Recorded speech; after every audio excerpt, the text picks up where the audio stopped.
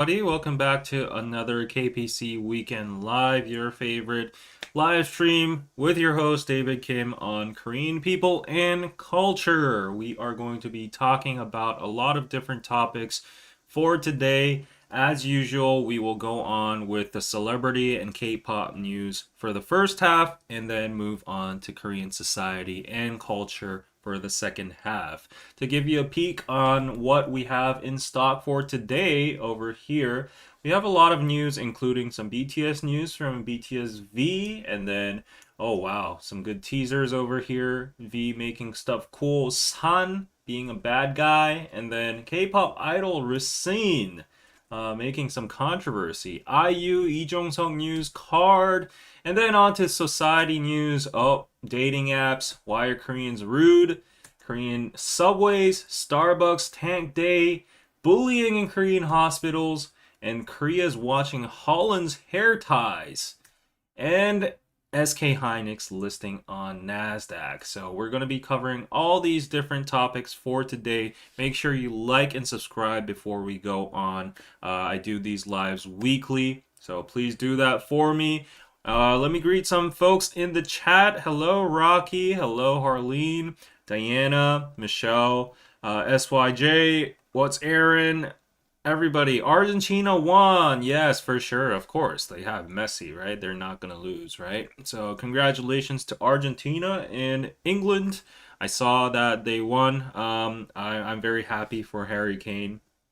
And yeah, for you guys who have still have the World Cup going on. Very happy for you. Unfortunately for Korea, we were eliminated on a very early stage, so the World Cup hasn't really been that much of a big deal over here. But yes, Lynn, hello, hello everybody. Yes, it's currently 1:40 p.m. in Seoul, South Korea. A good Sunday afternoon. I just had my Big Mac meal. Have my McDonald's Zero Coke over here. But yes, how have you been, guys? It's getting pretty hot, and we can already hear the cicadas. What do you call them? Like chirping, or it's not chirping, right? What do you call cicadas making sound? Like they're just making sound. Screeching, do you call it? Well, it'd be the right word. Hello, the Bard. Hello, MGS Mary from Ontario, Canada. Stay cool on Chobok. Yes, Chobok is the first Korean, what do you call it? Lunar, what do you call it? A day when our ancestors recognize it's starting to get hot. It's one of their first. We have Chobok, Jungbok, Marbok, and on these days, if we have the luxury, we can go to samgyetang places and eat some chicken stew, chicken soup. Yes, I would recommend. But nowadays it's very expensive, so I feel like people are just skipping eating samgyetang. It's like per dish $20. Oof, very expensive, right? Yeah.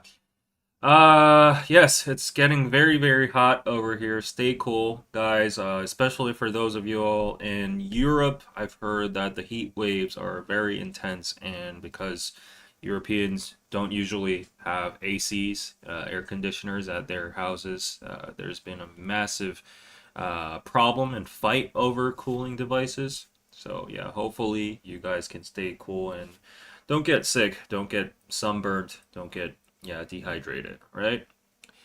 Yeah. So all right, it's very very hot in Florida right now. Oh, I can only imagine. I heard Florida is super super humid too, like, right?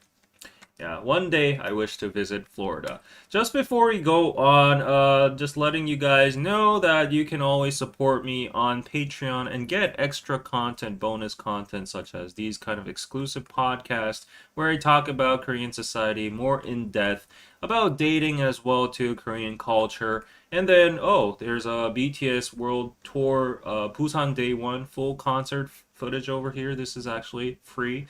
And newsletters for you guys written weekly. I'm actually gonna up the dose and make it like 2 or 3 times per week. They're upcoming, so if you like all this extra content for yourself, please consider checking out Patreon at patreon.com/KPC David Kim. And for only $5 to $10, you'll be able to get additional bonus content. All right, so let's move on to today's show. We have a lot to share with you guys. As I said, starting with the K-pop news. Our favorite BTS V, my favorite member of BTS, debuts as Chinlo's first global ambassador. So, for those of you who don't know, Chinlo is one of Korea's, I don't even think it's one of, it's actually probably the most, uh, it's the oldest Soju brand there is out there. And BTS V uh, has been delegated as the first global ambassador of Chillo, which is a very, very big thing to congratulate for BTSV.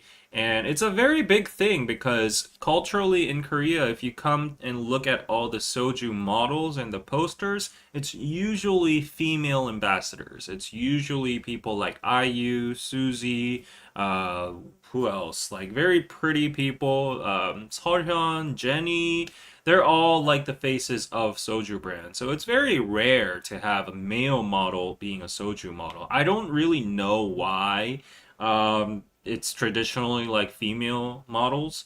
But my guess is that, for beer models, it's usually men. They usually hold up the beer glasses and they gulp up and it's like, and it's like very charismatic and stuff. And my guess is it's because of that image, and also soju is like it's a little glass and like pew, like that. You can drink it very pretty, and also soju is usually consumed most by males and ajashis. So I would like to think these ajashis go to soju places like the street stalls or pubs, and if they see a poster with a handsome guy that they're not interested in, they would, yeah, like the mood would go down, right? So they'd rather have like this pretty girl like drinking soju, smiling at them next to them, and I would think that is probably the reason why soju was dominantly female models, but it's changed now. So BTSV is now the first global ambassador. And I would think probably it's because as the K wave goes more global and popular overseas, and people are getting more into K food and even K drinks, such as soju, um, usually the audience and the consumers from the global market are female dominant. And it just makes sense to market with a male figure, right? So yeah, I think BTSV is definitely very, very well equipped for this role. And yeah, the appointment is significant in South Korea's liquor advertising industry, where soju campaigns have traditionally featured top female celebrities. Exactly, like Iori, Suzy, and Zenny. Wow, I didn't even read this article. I got it right, right? So yeah, all Koreans know this, and it's pretty interesting from a Korean eye to see a male being on a soju ad. So yeah, it's a first. We have a first for everything. And BTSV has been on a lot of different brands like Tear, Celine, Coca-Cola, and he's grabbing all that big stuff. So yes, congrats to him and Chillo for having a successful collaboration. And here's that 19-second clip over here. I won't turn on the audio just in case because last time, copyright strikes. But like this is the new visual over here since 1924. That's crazy. Yeah, wow, that's been 100 years, over 100 years of history. We don't have that much, commercial brands that are that have that much history. But yes, look at him in an elevator with Chidlo's new visual V. We love that. We love that. Um, Honest opinion, I don't really like soju. Nobody really does nowadays, except for the ajashis. They say once you get older, as you get older, soju becomes less bitter and it tastes more sweet. I think that's just figure of speech. I think it's just like trying to describe the sentiment of how life wears you off and you get worn out by life and you're just so stressed that like the toxic alcohol, the bitter alcohol, it just feels sweet to you, and you get like drunk and you forget all your stress from your workplace or your debt or society and all that. It's because like usually soju incorporated with very stressful, frustrating situations. They just drink it down just to forget all of that kind of stuff. So yeah, I don't know if that's true because I am not a heavy soju drinker at all. My least favorite liquor would be soju for uh for real. Like I don't like soju. It's only a mixer for me. I would rather go for draft beer, like European beer, Belgian beer. I love them. I like dark beer as well. I like the pilsners. I like the lagers. I like the pale ales.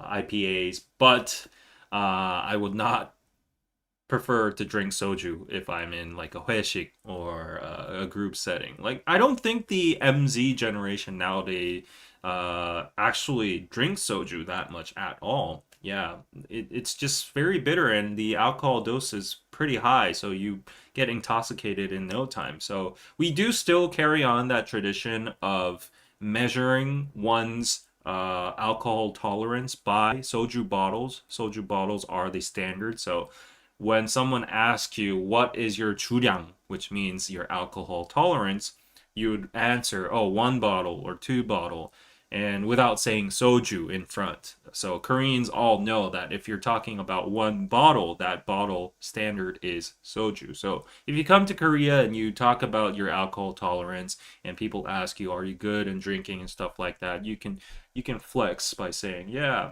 I can drink down, 2 bottles up to 3 bottles. And they'd be like, what? Really? Yeah, and you can flex that you learned this on KPC, that we count alcohol tolerance by soju bottles. Yes. Oh, you never had soju before? Is it like vodka taste? Kind of, but it's like a more chemical and very bad flavored vodka, in yeah, my opinion. Yes, so soju regular flavor has a bite at the end for sure. I would say it tastes like nail polish, but soju does have its flavored versions like the grape or the peach or strawberry or I don't know, whatever it is, but I don't really like them, but apparently foreigners really love them. They never fly in Korea. The only ones that were successful were the chamong, which is what is chamong in English? No, it's not peach. Chamong. I forgot what chamong is.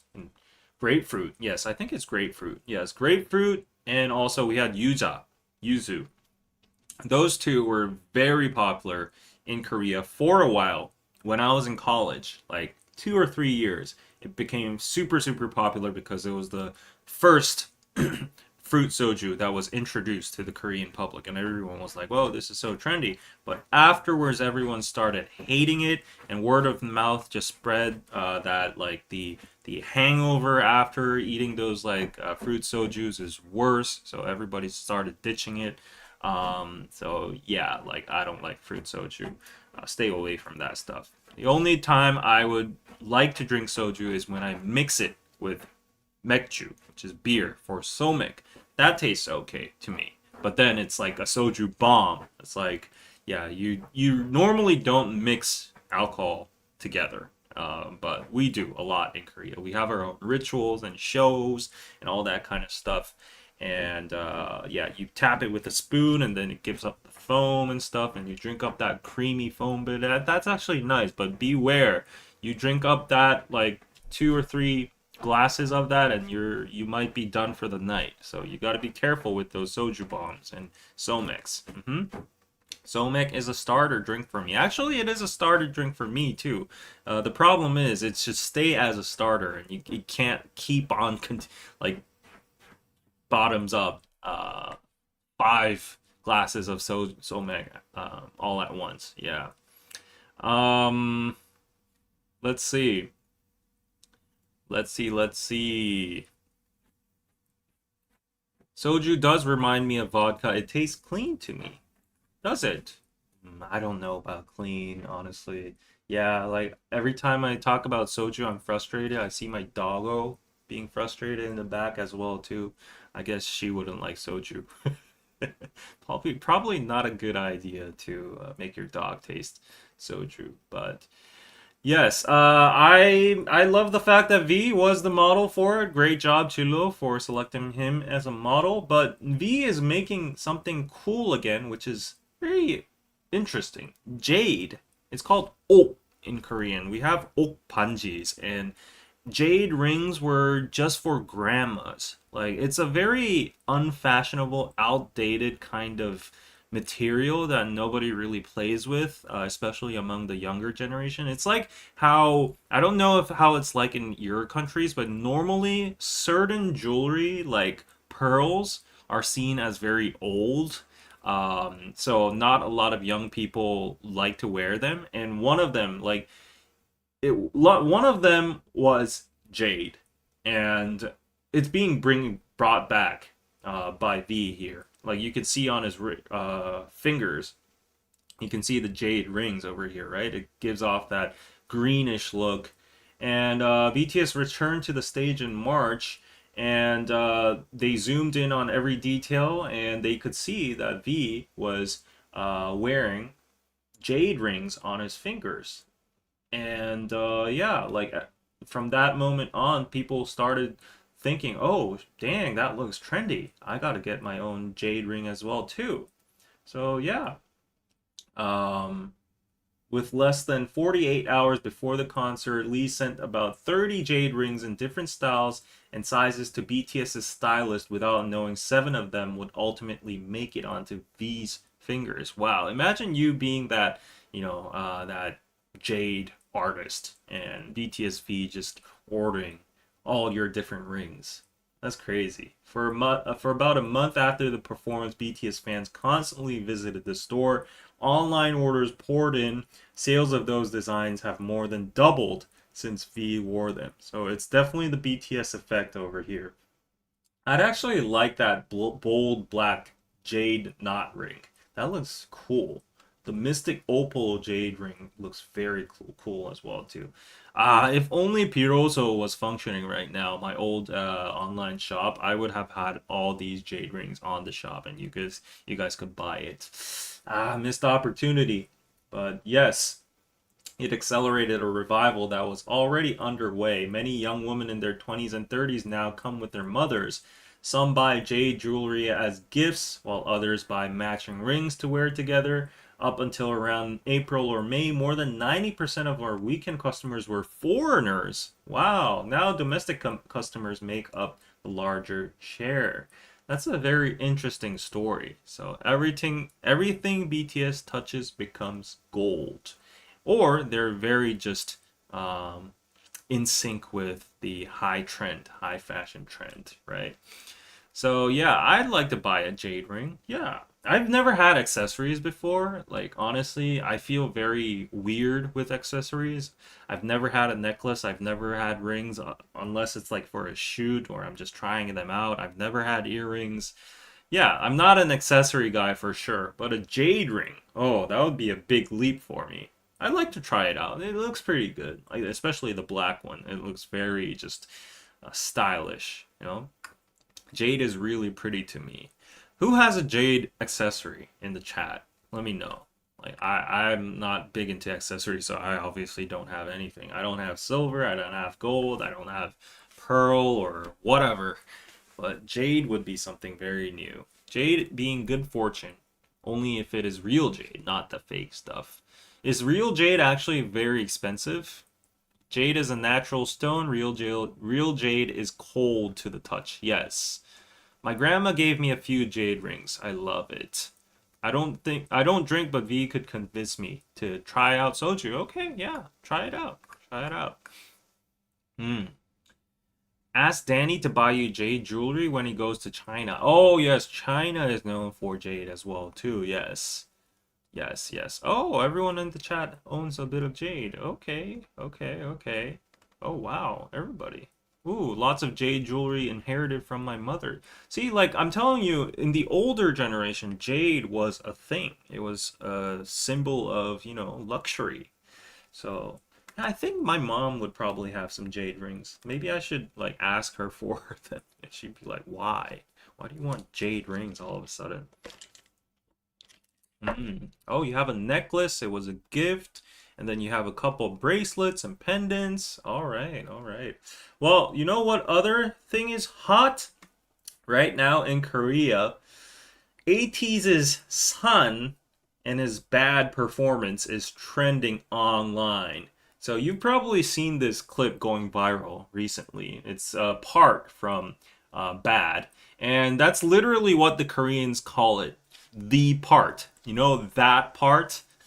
So we call it 그 부분, because unfortunately not a lot of people know ATEEZ that much. So they're like, oh yeah, ATEEZ 그 부분, San, like San's part or something like that, right? But it's this part, and it got super super viral. We did a reaction to ATEEZ is Bad on the DK News after show. It was a good song. It's very Latin vibes. But yes, he's in this, like, white. What do you call it? White. We call it a nanningu. It's a Japanese term, nanningu. It comes from the Japanese English term running.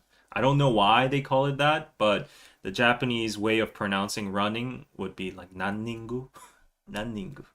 So yeah, Korea adopted it, and Korea used to wear that from the old days. The traditional brand, the most common brand would be BYC, and I used to wear them. My dad used to wear them. The rooftop Koreans would wear them in LA. It was a popular kind of outfit, clothing all over the world, right? Nowadays, a lot of masculine figures wear it too, like they're bikers or engineers or whatever.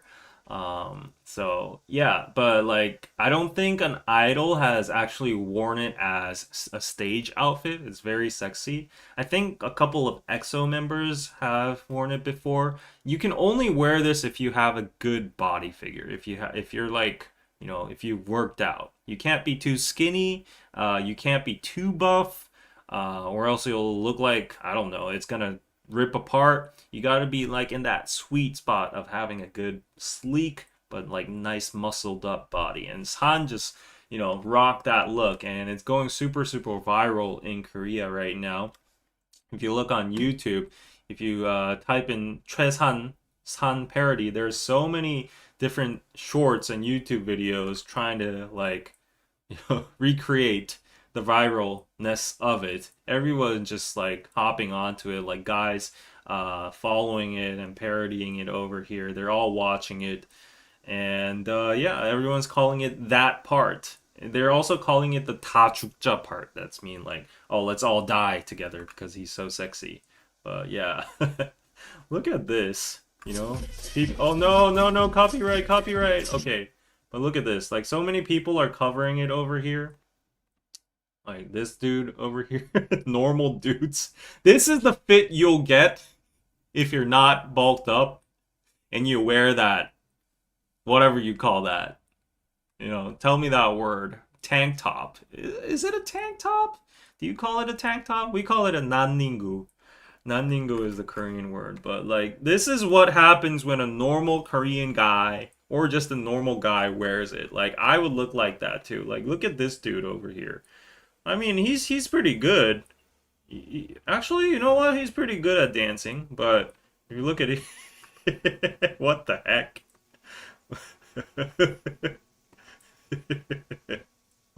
He's so funny. Yeah, so everyone, oh, he says like, oh, okay. Yeah, he's making fun of his own appearance that he looks like a pig or something like that. Yeah, like look at this dude. What the heck is happening over here? Yeah, like these average dudes just like following him. All right. We call it a singlet here. Okay, the dad bods. Yeah, I would not dare to wear those and film a video. No, I would definitely not do that. But yeah, as you can see definitely the popularity of it is super super big right now in Korea. People just going crazy. So this is a big moment for ATEEZ. ATEEZ has always been super big globally, but I would say relatively in Korea they were a little unknown. But now that people have been just locking into this Han part, and they've been going crazy over it. Great for ATEEZ, right? Mm-hmm. They're finally getting that home ground spotlight. Let's just call it T. Yes, you totally want to do it? No. I honestly couldn't do that even if I got like $100 super chat. Like, yeah, that is I need to save some face there. Like, yeah, I can't do that. We call it sando in the Philippines. Hmm. Uh, I call that ajashi, who once was an oppa style. It's called a tank top in the America. Okay, okay. All right. BTS has been wearing tank tops often. They all look amazing. I remember Jungkook wearing something similar, but those are like the fashionable tank tops. Like this is like the classic BYC tank top. Like Jungkook wears Calvin Klein tank tops. Those ones have like a little thicker and wider garment over here, and they look very fashionable. But the ones Han is wearing here is like the actual BYC tank top. PYC 난닝구. Let me show you. Like this stuff over here. This is what my dad wears. Yeah. This is the Korean specialty, the BYC tank tops. I don't know why dogs have their own as well too. But oh, okay, this model. Yeah, if you have good bodies, I guess it just like looks great on you. But if you're just an ajashi, let me show you typical ajashis. 난닝구 아저씨. Yeah, this is what you'll look like. A normal person will look like this with the tank top on. And it's an ajashi outfit, actually. Like, this is a typical ajashi stereotype. Ajashis will always wear these, you know, 난닝gus. So, yeah, look at this ajashi over here. Yeah, this is the look. Now, this is the real Nanningu look over here. This is authentic Korean ajashi.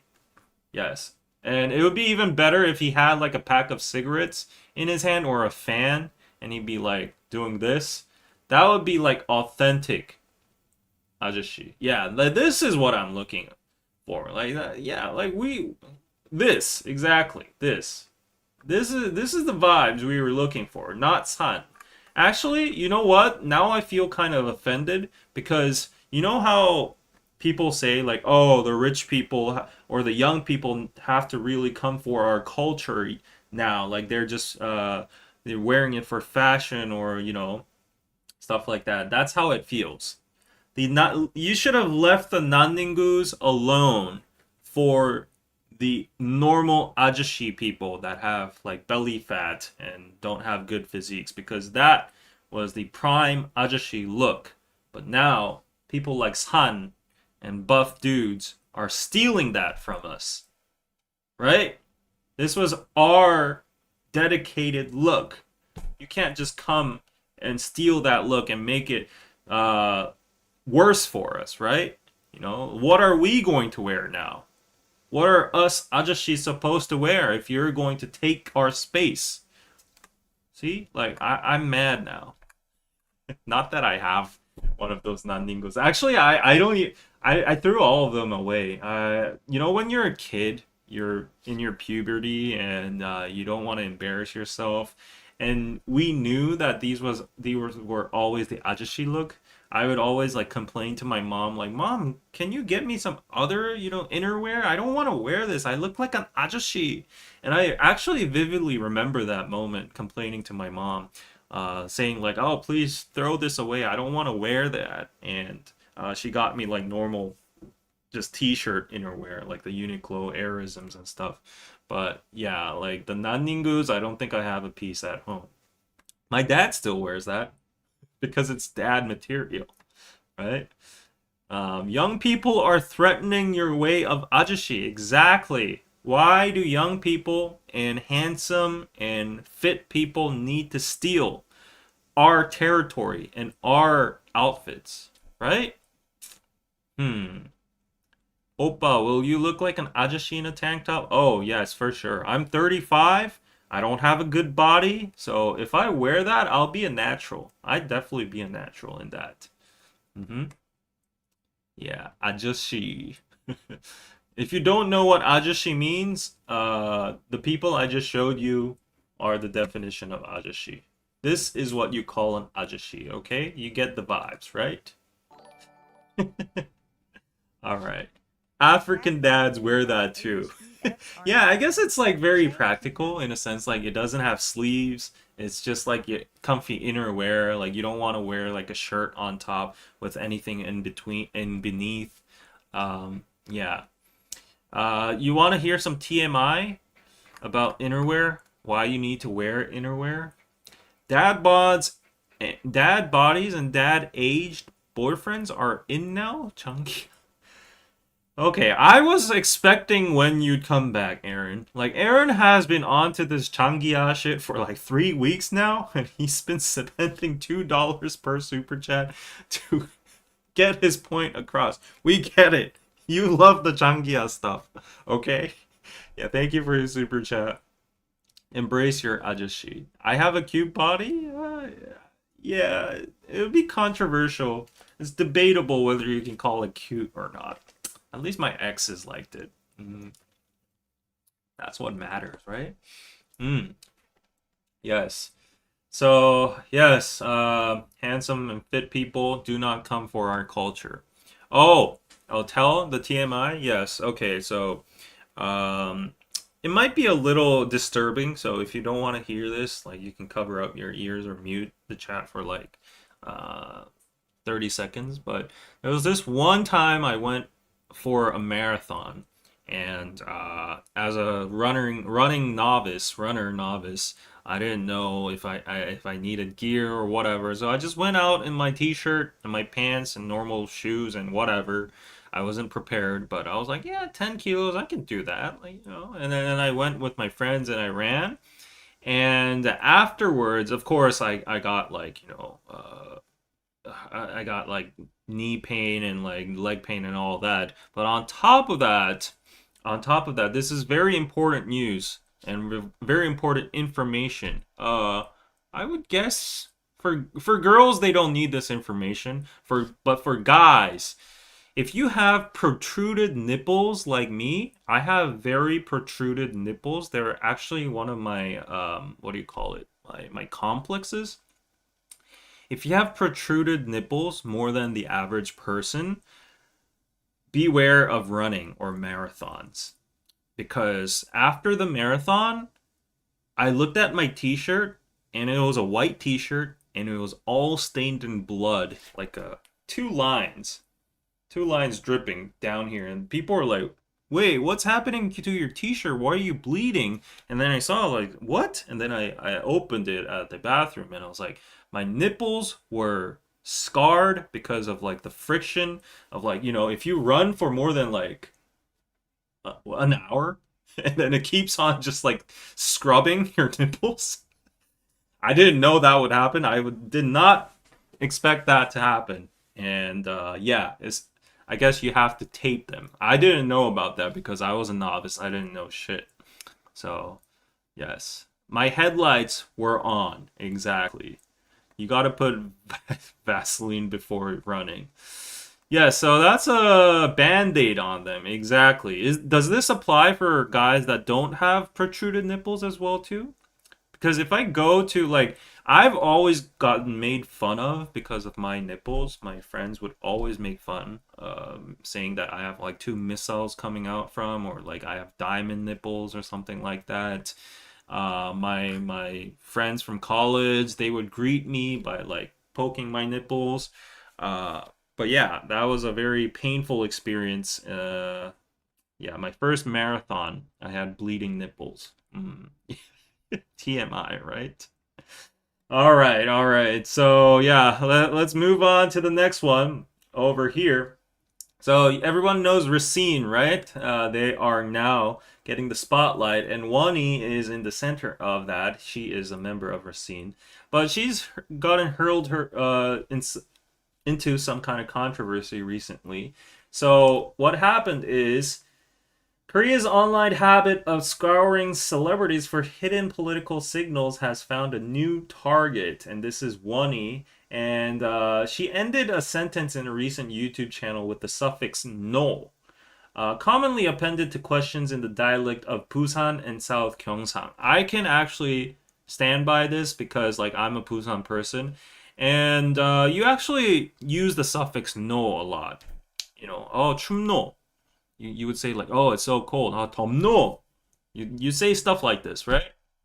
Uh, there are certain ways you are supposed to use this, but I cannot actually define the rule. But sometimes we use no, sometimes we use na, we use ka, it's like 밥 먹었나, 밥 묻나, or like 춥노, 춥다이가, something like that. Or, you know, but there are there are typical ways you use these certain suffixes, and the problem becomes where like an online incel or far right kind of group started using this no suffix for basically everything in an inappropriate, improper manner. So to every literal sentence, they would end it with no. And the reason behind that is it does sound funny, like the Gyeongsang province Saturi, but also they always make fun of this former past president that committed suicide, and his name was No Moo-hyun. So they get that family name, No, try to make fun of this deceased guy, and yeah, for some reason they made it like their own code of talking and making fun of him. So they say like everything literally to like 밥 먹었노, like or you'd be like, did you eat no, something like that. And because Wonnie, this idol, suddenly said 무섭노, she's like, oh, it's scary. People started to jump on her. And this is what I explain right now. The far right side, 일베, attaches no to sentences to mock the late President Roh Moo-hyun, who came from that region and often spoke in his dialect. And his surname, which is written Ro in English, is also pronounced No in Korean. And yeah, because of this lingo and because of that confusion, people started witch hunting Wonnie by accusing that she was a member of the far right internet community called Irbe. That's bullshit. Like, why would an idol in the first place be a member of that community? And she would not be brainless to actually use it in front of a camera in her vlog or whatever. So this is just very, very. This is just reaching, and the person that actually pointed this out in the first place, or at least jumped onto this and wrote a column about it, actually apologized and said like in hindsight, like yeah, it was kind of dumb to not see like she was using 경상도 사투리. She's from Goje herself, and Goje is in the Gyeongsang province, so she would definitely use 사투리, and it was in the right uh, usage. So 무섭노, you can say 무섭노 because it's like, oh, I'm scared. You know? So yeah, non-issue, but I thought it was just very interesting and how people try to nitpick out of like the most trivial and stupid things and try to cancel you. So yeah, crazy things. Busan accent is hot, to be honest. It is, I would think so. But actually, a lot of females don't prefer Busan Saturi nowadays, or Busan people at all, or Gyeongsangdo people at all, because it's more macho and patriarchal there down below, so they don't like the culture. So immediately, I've heard from a lot of people, especially my female friends, saying like, "Oh, if a guy has a Busan accent, I immediately have this stereotypical image of like he's going to be more patriarchal, and he's going to be like toxic masculine." So like a lot of people don't actually like the Gyeongsang province Saturi, but yeah, I use Seoul accent anyways. It doesn't affect me, but when I'm from with my friends in the sauna, I'd be like, yeah, using all that. So these kind of headlines mean it was a slow news day, so they're grasping at anything to make news. I think so. Yeah.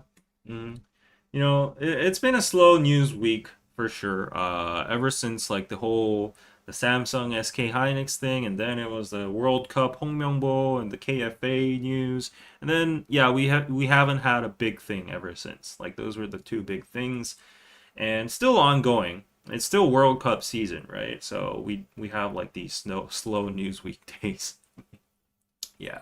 Yeah, they're conservative down there. Yeah, we're very conservative. Like Daegu is like the most conservative, and then we have Gyeongsang, which is like the most.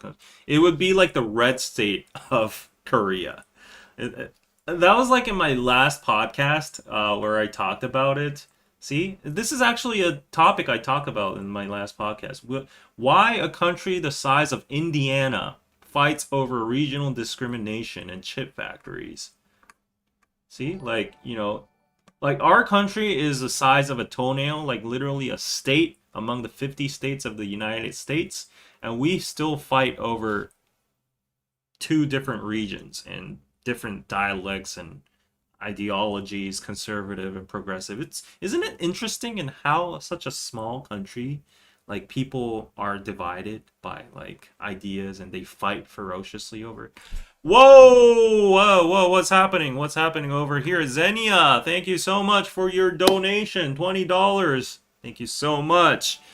감사합니다. 감사합니다. Good to see you. 감사합니다. You watch Good to see you, Argentina? David. No, are you watch Argentina? No. No, Aaron, you okay? You're actually showing the example of how to be an Ilbe member. That's how an exact. I wouldn't have imagined that there would be a foreigner being an Ilbe member, but like you're actually showing a great example of that. So, anyways, thank you for that. Thank you for the gift as well too, with the 10 hearts. Thank you, thank you. Yeah. So, anyways, yeah, Korea has a painful history, and if you'd like to hear a little bit about it, you can check it out in this podcast episode, Why We Hate Each Other by West and East in this small little country. Anyways, on to the next news. We have IU and Lee Jong-suk ending their relationship after 4 years. Boo-hoo. IU and Lee have ended their relationship. A representative from IU's agency, Idam, and Lee's agency, Ace Factory. Ace Factory? What a weird name. Also confirmed the breakup, saying they decided to remain good colleagues. Yeah, definitely a slow news week. I mean, I guess this could be considered pretty big because they are two big drama stars. IU is the nation's girlfriend. And yeah, she's a big star, and her breaking up, yeah, I guess it's the biggest news in the world, right? Yeah. Next news! Okay. Yeah, we have some big news in K-pop over here. Some unfortunate news. KARD to disband after 9 years. The co-ed group will disband. According to the agency, after careful discussions with all four members, the company and the group have agreed to conclude KARD's journey after its upcoming promotions.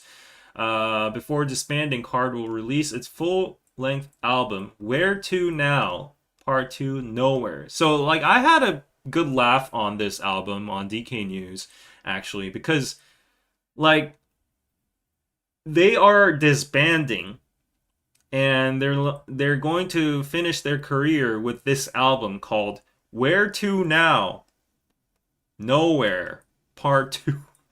Where To Now, Part 2, Nowhere. Like, I don't know if that's a coincidence or they're like being intentional, but yeah, that's a very interesting title for a group to disband.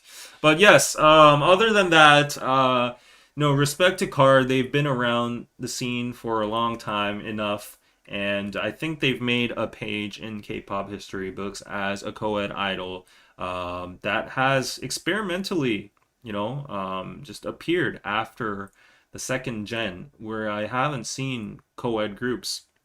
And yeah, they started doing like more Latin American based music. They had their niche there. They did a lot of experimental stuff. And yeah, because of that, I think a lot of other groups try to grasp onto their model as well too.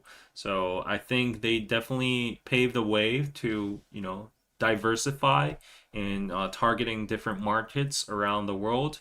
There are specific groups that are still doing that kind of model. Unfortunately, I guess it didn't really work out for Card in terms of revenue. Danny did explain that it's very tough just to maintain a revenue stream from only a specific market, and especially if it's a market that doesn't have enough consumer power as much as like Japan or the United States. Yeah, it's going to be an uphill battle there. But yeah, I think they had their role and I think they had their page in K-pop. I still remember when we reacted to them in the old days. Uh, yeah, it was pretty refreshing. I think they will have, their own successful solo careers. Prominently right now, BM is doing pretty great with his appearances in Dive and also Beef and his acting career. So I guess we'll be seeing him around for the other members. I think it was Chiu Somin and J-Sef, right? If I remember them right. Yeah, who knows what they'll try to do, but they could be soloists, they could be actors, they could do a business. I don't know. It's all up to them. But good luck to their future careers and paths. It's the end of an era. Yeah. Mm-hmm. uh, DSP Media now has Young Posse. Yeah, so like Young Posse has been pretty popular as well too in terms of virality, but in terms of sustainability and whether they'll be able to maintain that popularity or that viral hit is in the question. I don't think they've actually broken into the mainstream yet. I know that they had like this GTA themed music video, which gave them a little bit of spotlight, gave them a little bit of opportunities here and there, but I think in the long game, it has to be like a good song or they have to win an award or something like that, just like Racine is doing right now. There has to be, yeah, more than a viral moment. For Racine, they had the Koje Yaho moment, but also their song Love Attack was pretty good, and that's why it's up at Melon Charts #1 right now. So, yeah, at the end of the day, if you're a K-pop idol, your song has to be very good. So I think that should be the main focus. Fun story, my friend actually has two daughters, and one of them is already attending kindergarten. And Young Posse came to their kindergarten and shot a reality show. Uh, yeah, shot a yenin.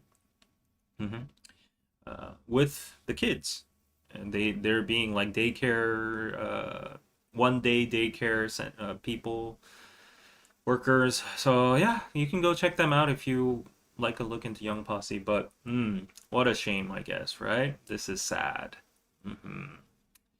Yeah. So okay. Oh, you guys were talking about IU. Rumor said they split even during the promo of When Life Gives You Tangerines. Yeah, it's always sad to see celebrities break up, but my life is more sad. So I'm single and I'll die single, I guess. Hmm. Yes, all right. On to the next news. Okay, before we go on, let me just crank up the AC a bit because it's getting super hot here and I'm sweating. Like the indoor temperature currently is 24 degrees Celsius, and that should be cool, but every time I'm in front of these lights and the computer and whenever I'm like streaming, I think it generates a lot of heat and I get like very hot. And then I'm using a lot of energy too, talking nonstop. So yes, I just put up the AC as the highest mode. And here we go on into Korean society news. Okay, and before we go on, if you'd like to support me, I've actually changed my policies. If you'd like to send me any donations, please do not send it to PayPal. You can send it to PayPal, but I've discovered that PayPal has ginormic monstrosity.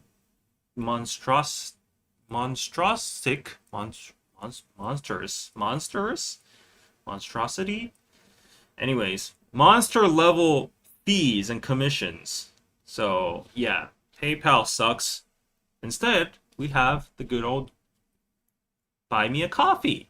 So if you'd like to buy me a coffee or donate, if you'd like to give me some support for the hard work, please check out Buy Me a Coffee. The link will probably be in the description box, or Nightbot will provide you the link.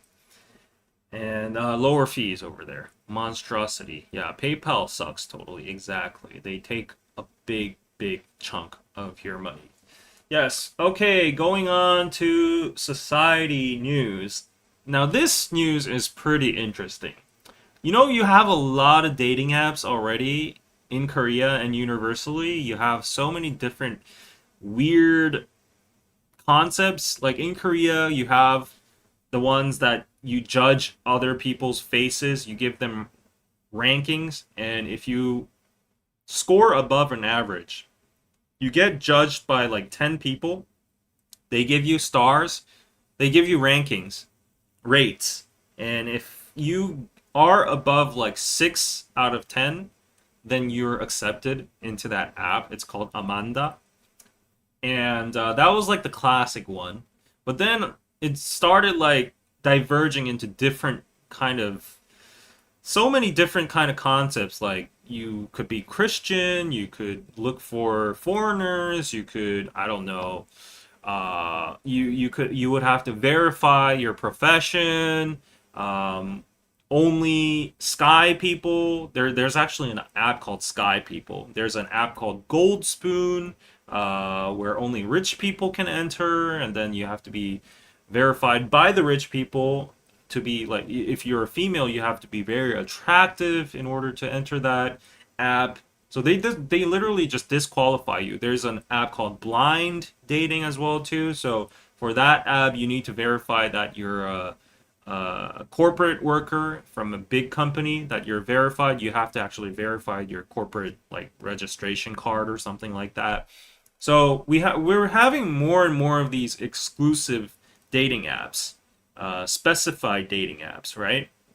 Half of them I cannot enter because I'm either poor, I'm not a corporate worker, I'm not whatever, right? So I just have to stick on Tinder or Bumble or Hinge or like these generic ones. But we have an over the top new kind of dating app concept over here. No apartment? You can't join this dating app. Housing status is emerging as a new yardstick in South Korea's dating scene, with even a dating app now requiring users to verify they live in an apartment before signing up. The app APATEEZ, that's an interesting name. APTing, APATEEZ has been generating buzz online for being exclusively open to apartment residents in their 20s and 30s. Wow, that is harsh. How many people can own an apartment in their 20s to 30s? And you have to own it. It can't be like under a mortgage or something. It has to be yours, regardless of whether they own or rent their home. Oh, wait, sorry about that. Okay, so you can be a renter, but still that's pretty harsh because in order for you to rent an apartment here, the jeonse, the money you have to put on deposit is, I would say, by average, at least 300 to 500K US dollars. You would have to have at least that much to have a mediocre apartment as jeonse. It's normally like a 2-year rent. And you just give up, you just put in like the 300 to 500K as like key money or deposit, whatever you call it, and the homeowner can do whatever with that money. Like they could use it as investment or put it in the bank and get interest. That's a form of contractual rent here. Or else you just buy it, which the buying price would be like $1 million or something like that, and you get a massive loan or a mortgage plan. But I guess if you have a mortgage, then you're accepted in this apartment, rent or own. At least that's good. So I can actually apply for that. Oh, you know what? Oh, well, I don't know. I'll have to look into the specifics, but the concept itself is outrageous. Residents of villas, office tells, and other types of housing are not eligible. So if you're a young person in Korea, possibility that you're living in an apartment is very, very low unless you're like super rich or you've come from a rich household. My condition is very special because I used to live with my grandmother and we needed a big space. So I got some support from my parents and then my money and my grandma's money and all that combined. So yeah, I'm still under that lease contract now. I will have to exit this apartment next year and go and downsize to an office tel or a one room or a two room or a villa. So these are less expensive forms of housing over here. And honestly, like I've been to villas. A lot of my friends live in office hotels and villas, and they're pretty nice. They're very modern and they're very safe. It actually has no big difference to an apartment, other than like apartments are in complexes. They have like playgrounds and they have community centers. They have security guards. They have like a lot of floors. Some apartments have like grocery stores within the complex, and I guess like gyms, blah blah blahs. And normally apartments are stationed in central areas or busy areas, so location might be a good thing for apartments. But yeah, Korea is a country that's just crazy over apartments. But the fact that they have a dating app exclusively for apartments, and if you live in a villa and office tel, you can't enter this app, is hilarious. Connect Seoul, the app's operator, verifies applicants' apartment residency through resident registration records before approving memberships. Once registered, users can browse profiles showing other members' apartment complexes, neighborhoods, ages, and photos. Oh wow, there's classism even inside the app. So for instance, you'd say like, "Oh, I live in an apartment that's like from the Samsung brand that in the Yongsan district. Oh, from the Gangnam district, from the Mapo district." So we have a tier map on districts in Seoul. So the highest tier would be like Gangnam Seocho, Gangnam Seocho, and those two would be like the biggest, the highest tier. They're the most expensive, and then you could go down one tier. It'd be like Mapo, Yongsan, and Seongdong. Those would be like next, and then it goes on. The list goes on. So according to this description over here, you can register which neighborhood and you can put photos of your apartment complex. So that would mean even among the app, people would discriminate you by district. Wow. Oh my god.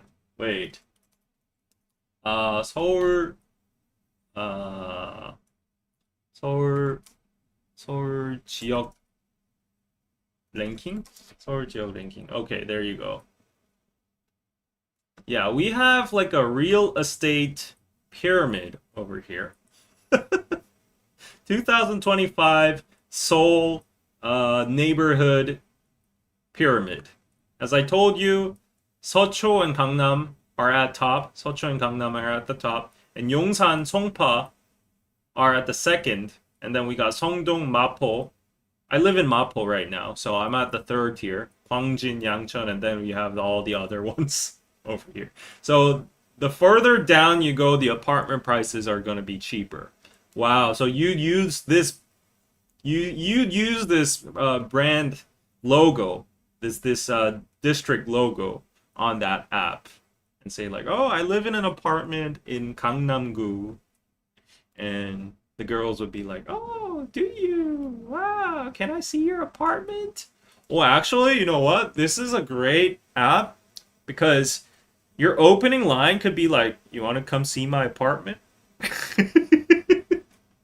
Like you know how guys they are always just trying to somehow get girls to their house, right? That's like the ultimate goal. Universally, I feel like.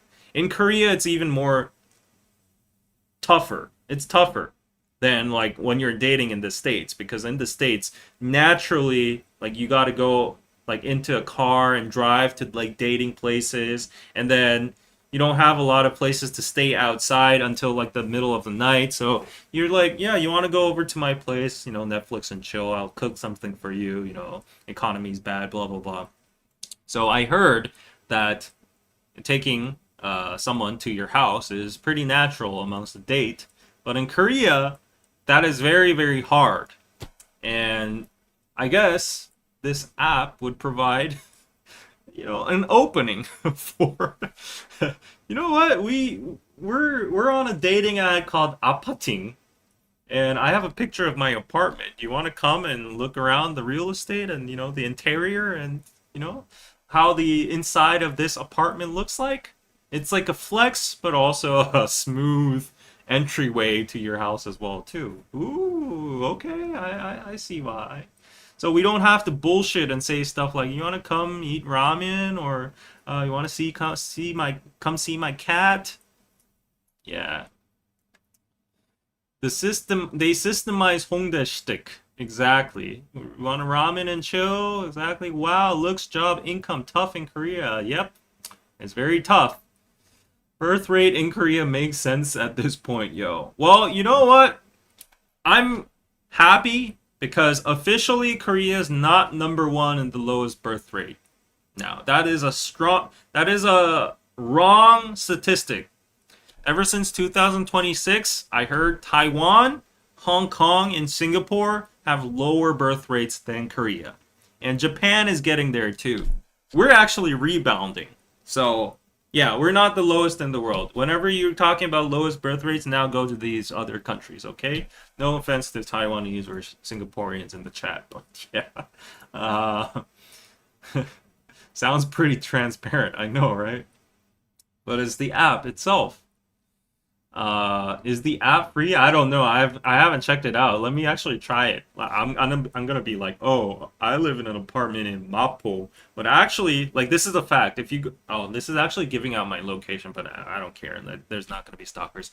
If you actually go out the front door of my apartment and literally take like 3 steps, I'm not even kidding you. 3 steps, it becomes Yongsan-gu. And then you go 3 steps back, it's Mapogu. So my apartment is literally on the edge of Mapo and Yongsan district, that line. And yeah, if my apartment was like built maybe 100 meters a little further to this side, the price would have been different because it would be Yongsan-gu. Yongsan-gu is like a good district. So yeah, Mapogu is quite wide. It includes like Hongdae and Digital Media City and my area as well too. But yeah, where would Apgujeong rank? Apgujeong is in Gangnam-gu, so it's one of the higher tiers. Hmm. Do they have to send pictures in the app from their apartments? I think so. I think so. You know what? Let me try look for it. Apati. Wow, oh my gosh. What? Okay, I'm looking at the app over here. Wow, you actually have to get like government registered paperwork. And you have to like scan this and submit it to the app. People going really this far. Oh my gosh. You actually have to go to the government website, get this, and verify that you are a resident of that apartment. My gosh. This is unbelievable. Oh my gosh. And there's actually a lot of news reports on it already. Like this. Let's see. The news is reporting about it. Wow. Oh my gosh, you can go to the National Health Insurance and you can also verify your income as well too. And you go on the app and I guess this is how the interface looks like. And it says like, oh, logged in 3 days ago. And you have your nickname, age, and Seoul City Sochogu apartment. Seoul City Yongsan-gu apartment. This guy looks like a doctor. But dang, okay. Oh my gosh. And it says, oh, look at the slogan over here. Composed of only people you can trust. Wow. So people without apartments, they're all not trustworthy? They're all like fake, like they're all like losers or something? Oh my gosh. So on the surface, the apartment is the Apating app is saying that oh, it's location based and it's like a convenient way to search for people in your vicinity in the same apartment complex or something. It's because of that, like we developed this app in that kind of sense. Just trying to connect people who are in the same neighborhood. But then the public is actually perceiving it as like, oh, you're dividing it by class and people who can afford apartments and that are looking for people that have money.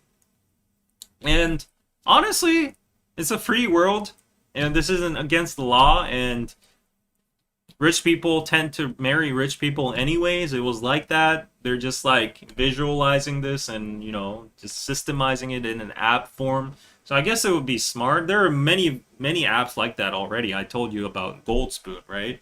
So yeah, but it's a very subtle but interesting. It's a very Korean unique app, I would say. Yeah, very interesting. Maybe I should try it out and make a video about it. I tried apating for a week. Then if I get any matches and go on sogatings, I'll tell you what actually happened. Sounds like too much of a hassle.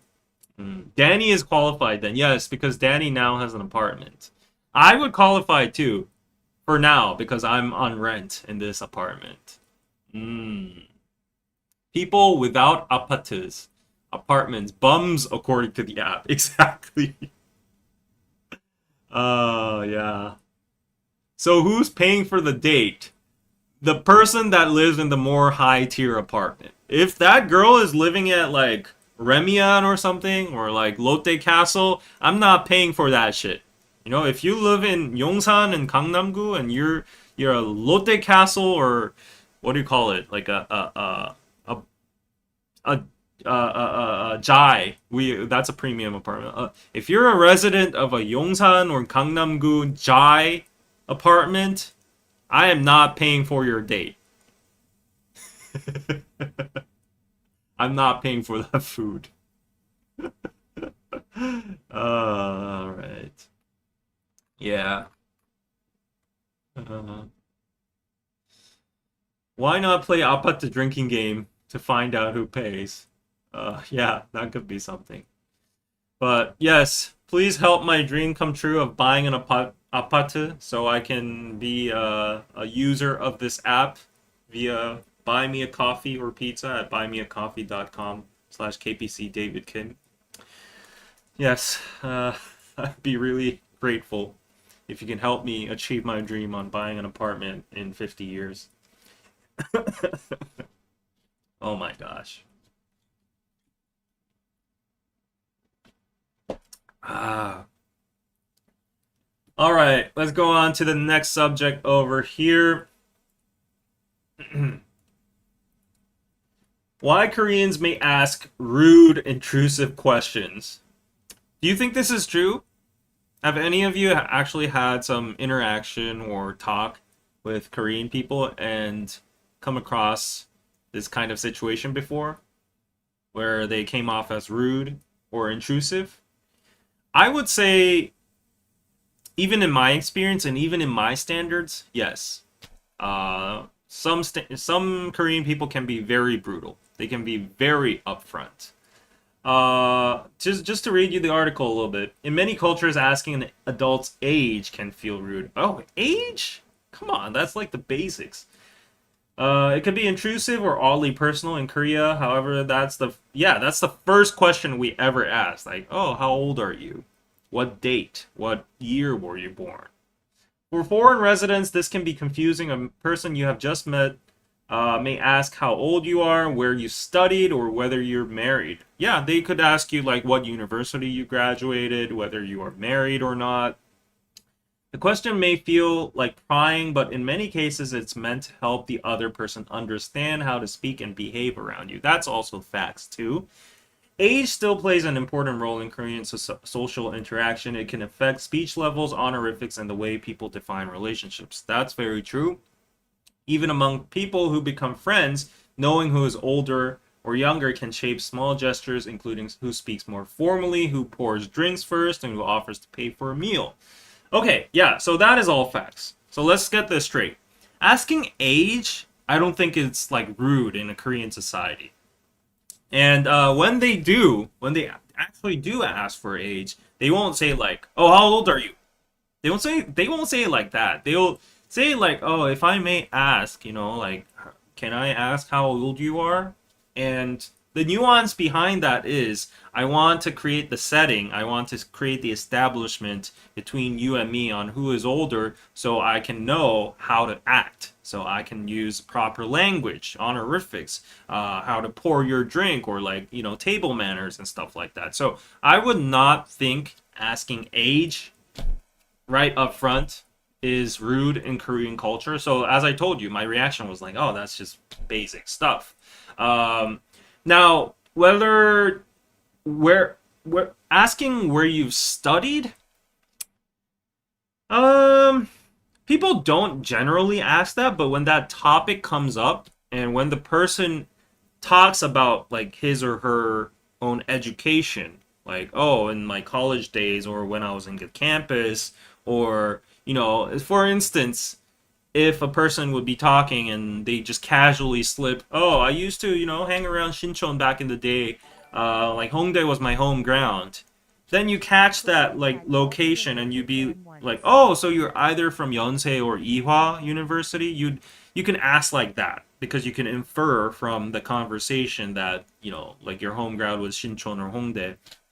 And people ask like, "Oh, you did you go to Yonsei?" And the reason they ask you is that they want to praise you. It's weird because like I don't know if this applies in the states as well too, but like if you be talking about I don't know a specific region and you guess like, "Oh, so you're from Harvard or you're from I don't know Oxford or Dartmouth or whatever." And people be like, "Wow, you're so smart," or like you're so well educated or something like that. I don't know if that's a comfortable conversation scenario that happens often, but it's very often in Korea. So, for instance, for me, whenever I talk about my master's, not to like brag about it, it just comes out in a conversation saying like, oh, if we're talking about K-pop fandoms, I always say like, oh, actually, like I wrote something about like K-pop fandoms and their conflicts with my thesis, and they'd be like, oh, you did your master's? Where'd you do it?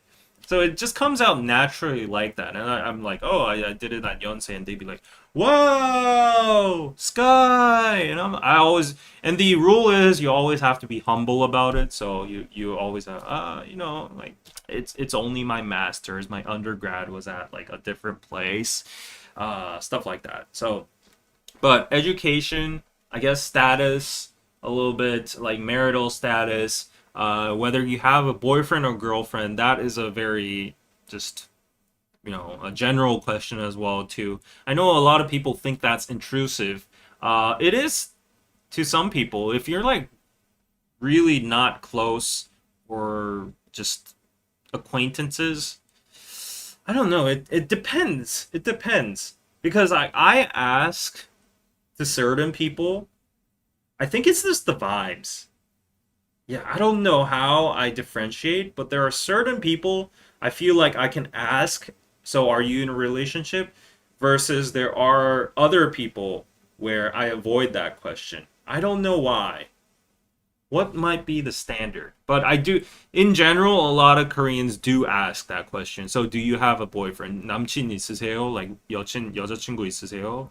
연애하세요? Like that question is irregular.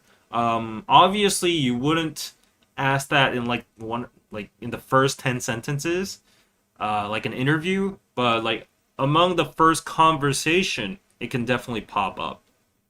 I don't know if that would be seen as intrusive or too like rude in your own culture. Please share your thoughts in the comments. But here, I don't think it's like that rude.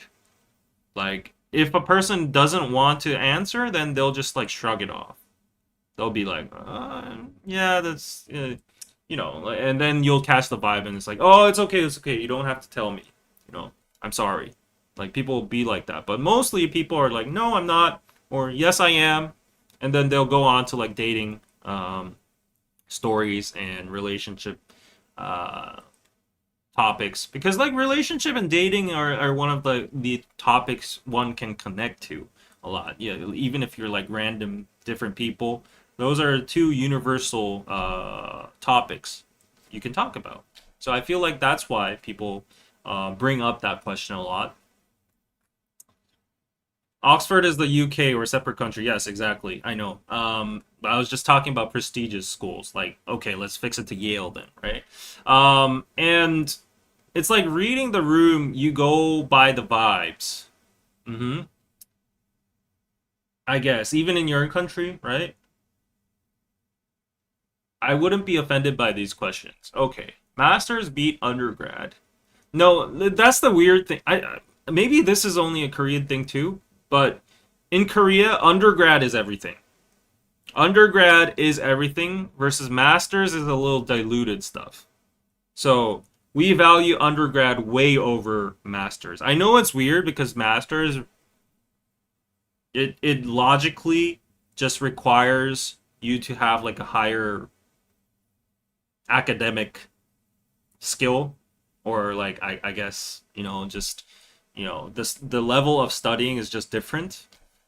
However, in Korea, why undergrad matters the most is because of the sunung, the SAT exam, and that's like the ultimate standard to judge whether this person was good at studying or not and made it into this prestigious school.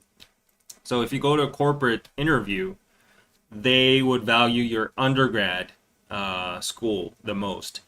Versus the masters is like they have this image like, oh, you can go to any college, like even I don't know, you can go to Yonsei or Seoul University if you just apply and you have enough money, and nobody goes to masters nowadays anyways because like everyone's struggling. So yeah, if you have the sort resources, you can go on and have grad school. That's the vibe over here. So like, and a lot of people actually go to grad school for those purposes when they feel insecure about their first undergrad level. Like if they're not in an in Seoul university, or if they're from a lower tier school from a Seoul a university, they'd be like, oh, like this doesn't really good on look good on my portfolio or my resume. So let me try to cleanse it. We call this head Hakbor's head top. Let's try to cleanse it, or label it over with grad school, like going to Yonsei University or like Korea University, Seoul University. Yeah, a Korean guy called me Ilbe fan once. I think you might qualify. For, uh, thank you for the bow and gifts. KSAT is the gatekeeper to the best colleges. Exactly. In USA, master's is held higher than a bachelor's degree. Interesting. Yeah. Doctorate. Now, if you go to doctorate level, then that's different. So, like, if you get like a PhD and above, then that really shows dedication and an academic level. But a master's here in Korea is normally seen as something that can basically be bought.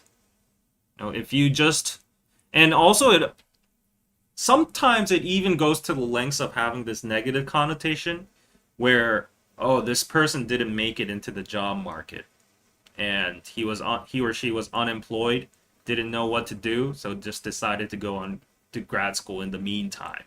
Meantime stuff is sometimes how grad school is viewed.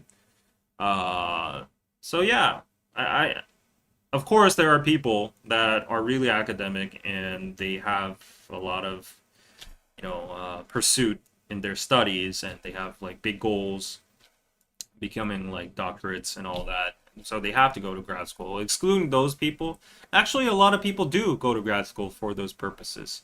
Yeah.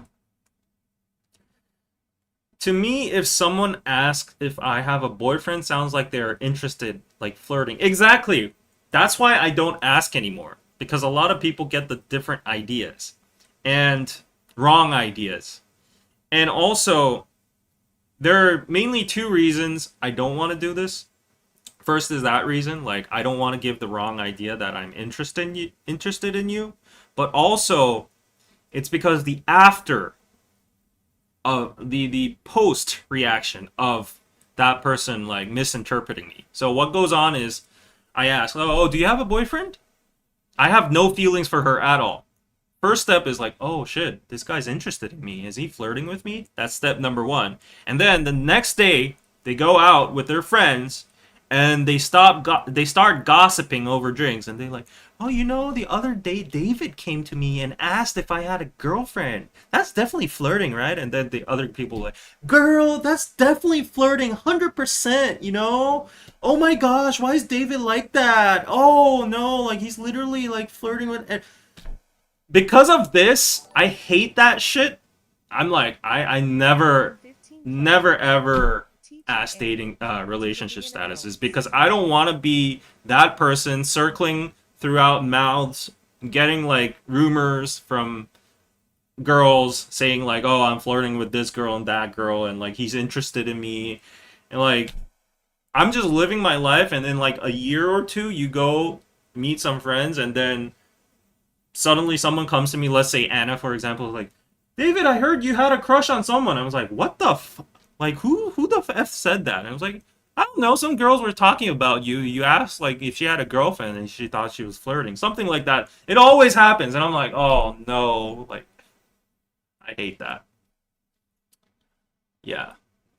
Past trauma. Exactly. Exactly.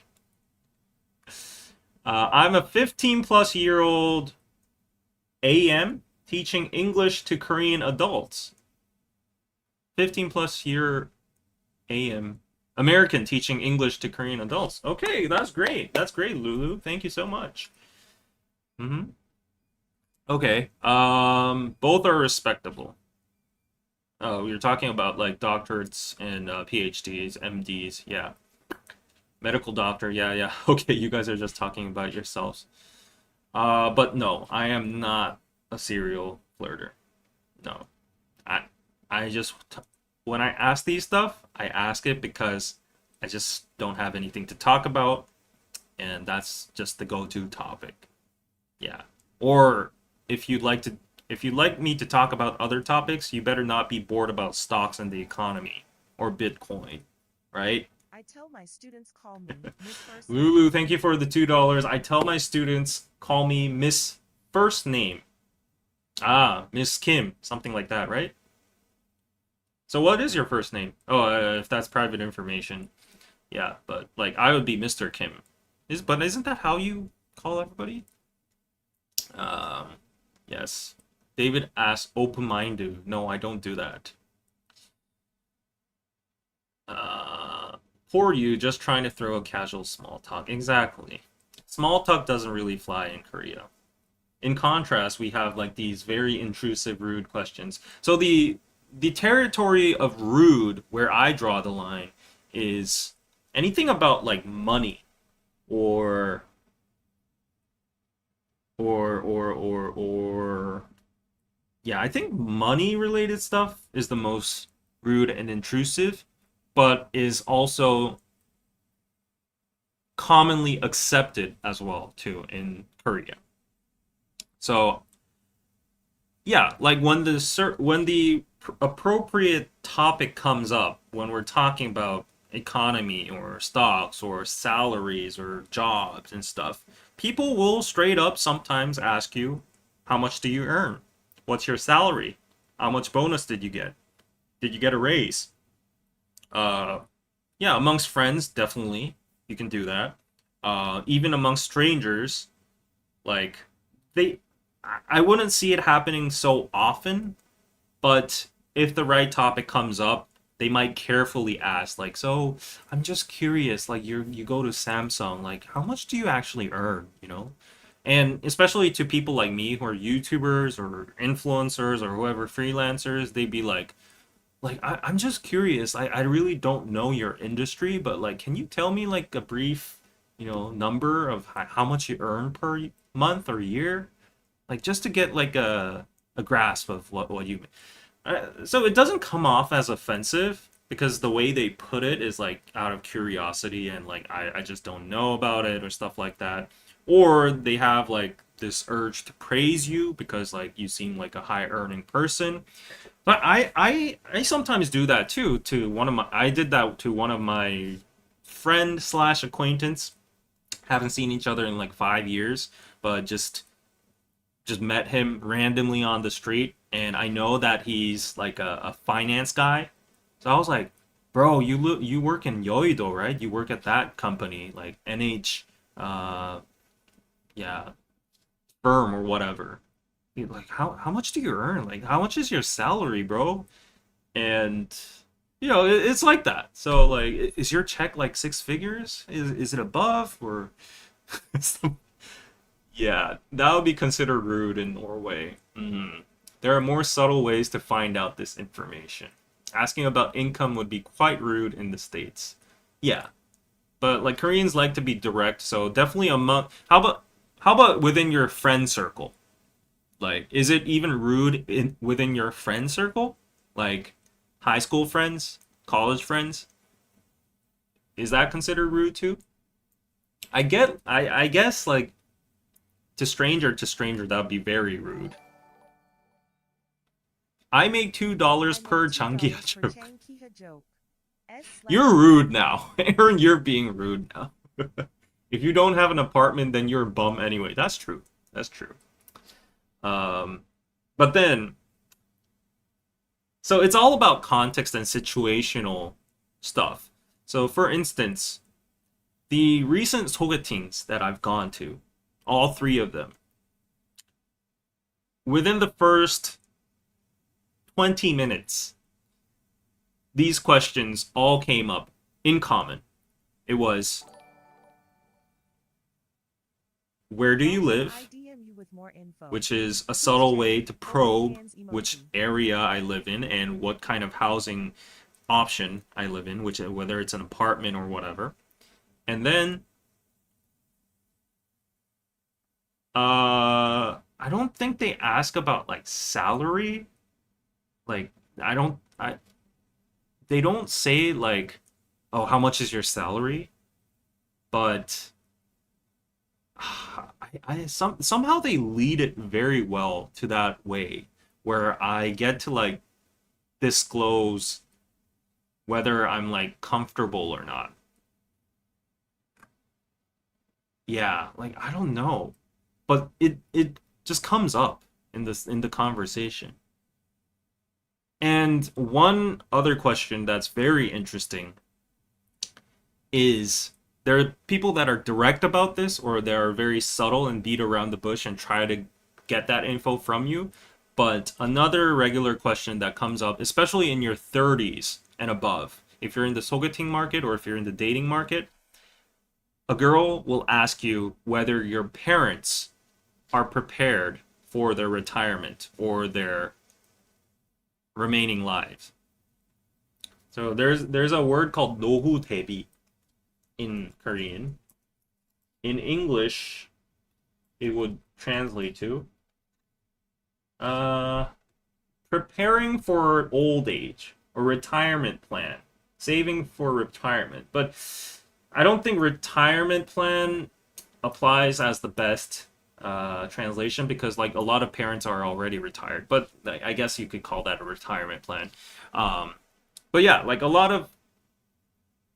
lot of women will ask men whether your parents are mm, ready, prepared for their retirement.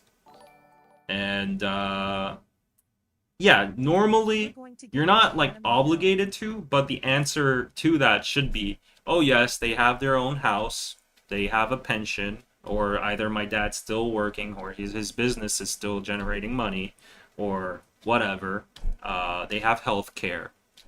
So, they're probing around to see if I marry you, will we have to take care of your parents in the future financially too? So that's one of the most commonly asked questions nowadays in the dating market, and I've been asked like that 3 times already recently, and about my salary and like about my housing situation. Wow, okay, thank you for the YouTube gift, Aaron and Xenia. Yes, we do not talk about dollars in general. David, we're going to get you to Hannam the Hill. Yes, thank you. You'll have to send. Hannam the Hill is probably like 90억. So that would be in US dollar currency. 1 million is 10억. So that 9 million minus currency, that would be like 6 to 7 million. $6 to $7 million. So you'll have to donate to me 7 million times. Let's go. 7 million more times.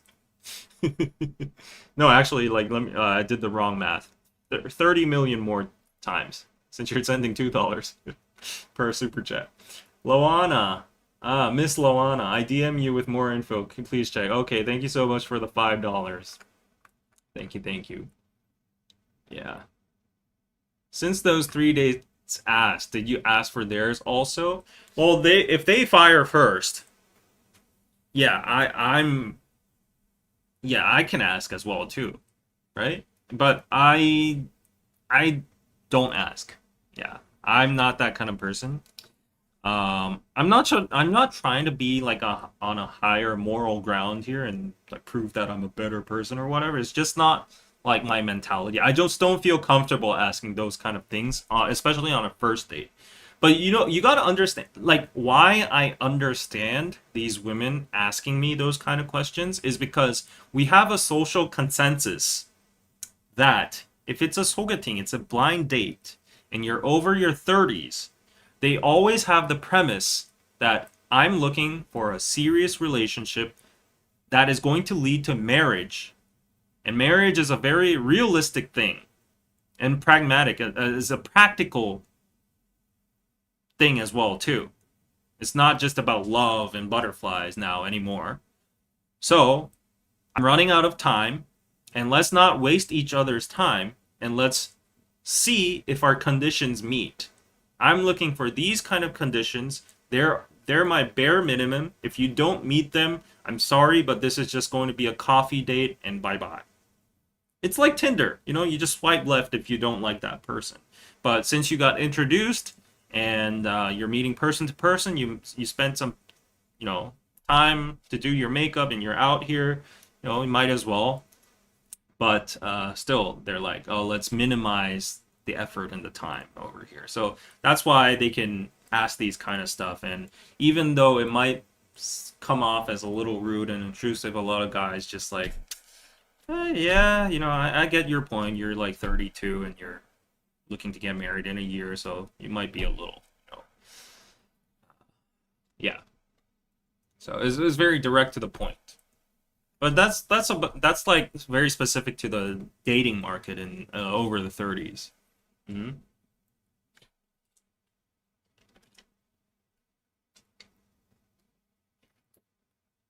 Yeah, but I do see a lot of comments online from men, especially saying that, oh, they see this kind of behavior as a red flag. So immediately, if a woman asks these kind of questions, they're like, oh no, I'm not doing this. I get their point too, but I get both sides. I see how it can be offensive and rude, and I see how one side can be like, I don't want to waste energy and time. Like, let's get straight to the point. I want a serious relationship. I'm ready for marriage. So maybe you should exchange questionnaires over coffee. We do that. There are actually it's like the form of speed dating. We call it rotation sogeting. So actually what's very interesting is you fill a survey or you feel like a form and you apply for a multiple blind date. So it would be probably like 15 to 15 or 10 to 10 people at one date. at one venue. You all gather together around like a round table or like multiple tables, and you have 5 minutes each to, I don't know, talk with that person. And they make you fill out questionnaires. They make you like fill out like MBTI, height, like hobby, blah blah blah blah. And as soon as you sit down, you give it to the other person. So they read the questionnaire and then you exchange talks a little bit, and then you go round by round, 5 minutes each. And then after like 60 minutes or like a 2 hour session, uh, you have everyone's number, and you fill out another form saying like, oh, I like number 1, 3, 5, 15, and then you give it to the host, and then the host goes through all the forms and see if any one of them overlap, right? So if number 1 like number 7 and number 7 like number 1, and they both wrote that down, then they would be a match. So there are things like that. Yeah. MBTI still, exactly. Yeah.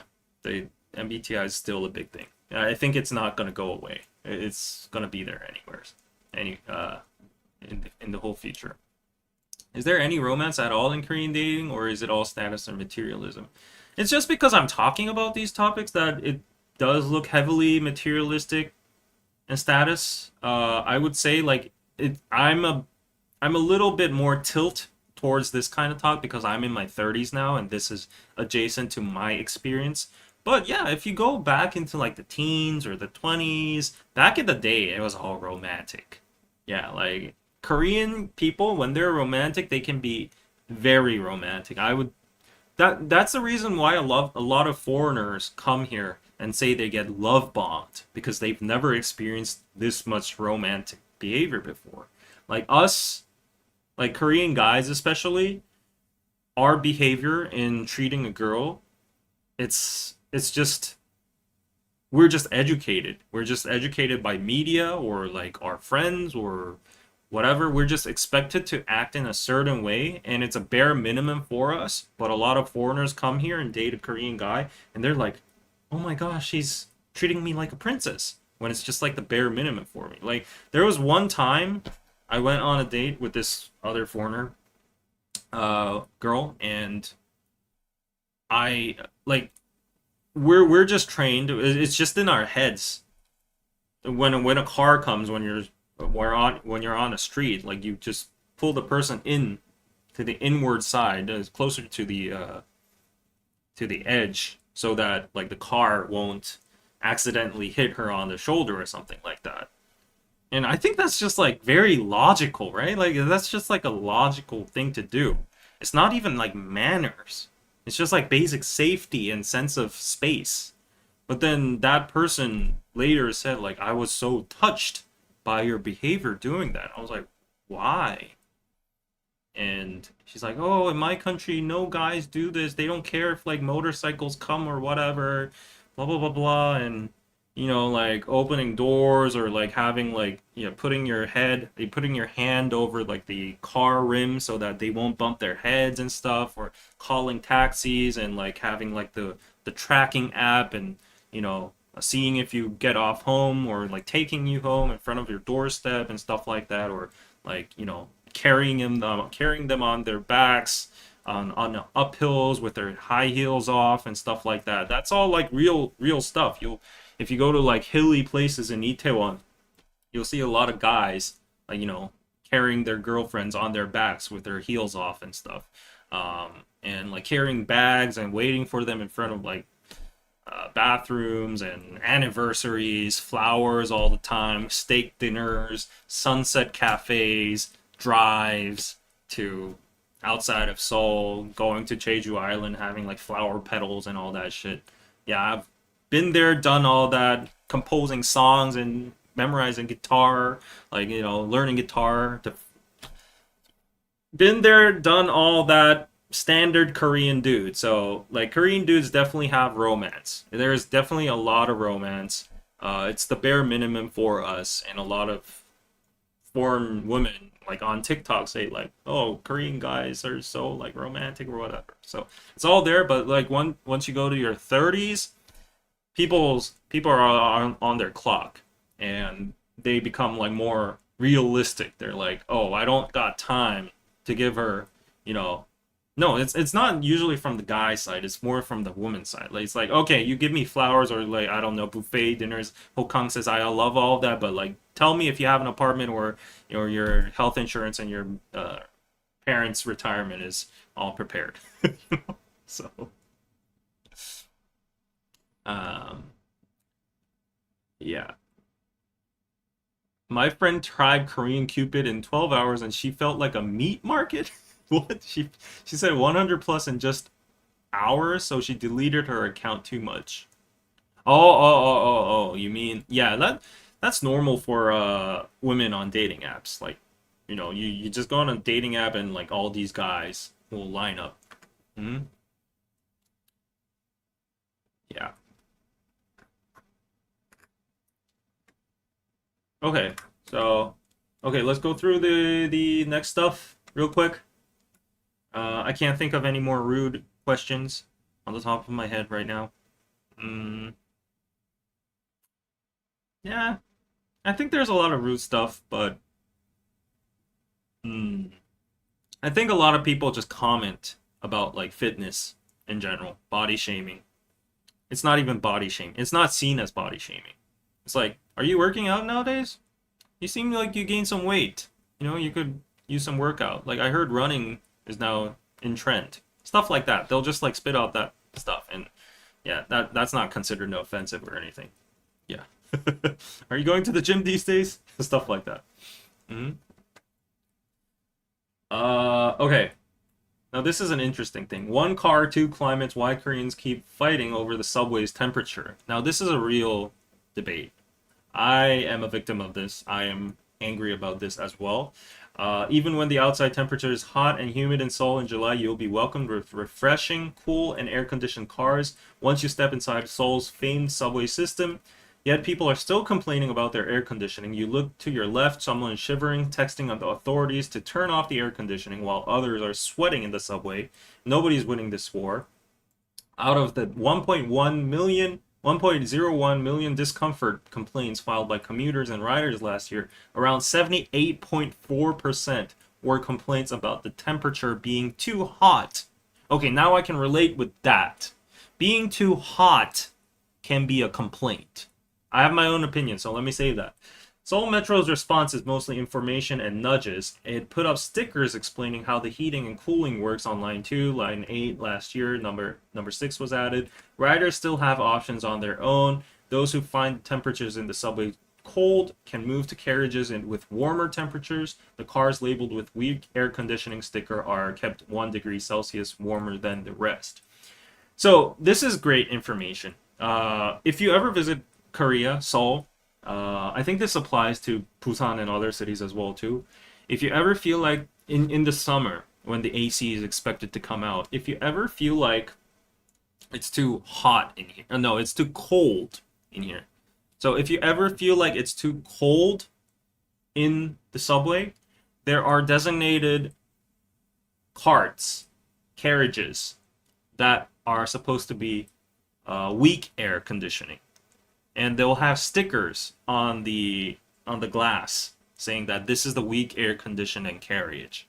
So you can go find that, and in this picture you'll see like it's either the fourth or the fifth.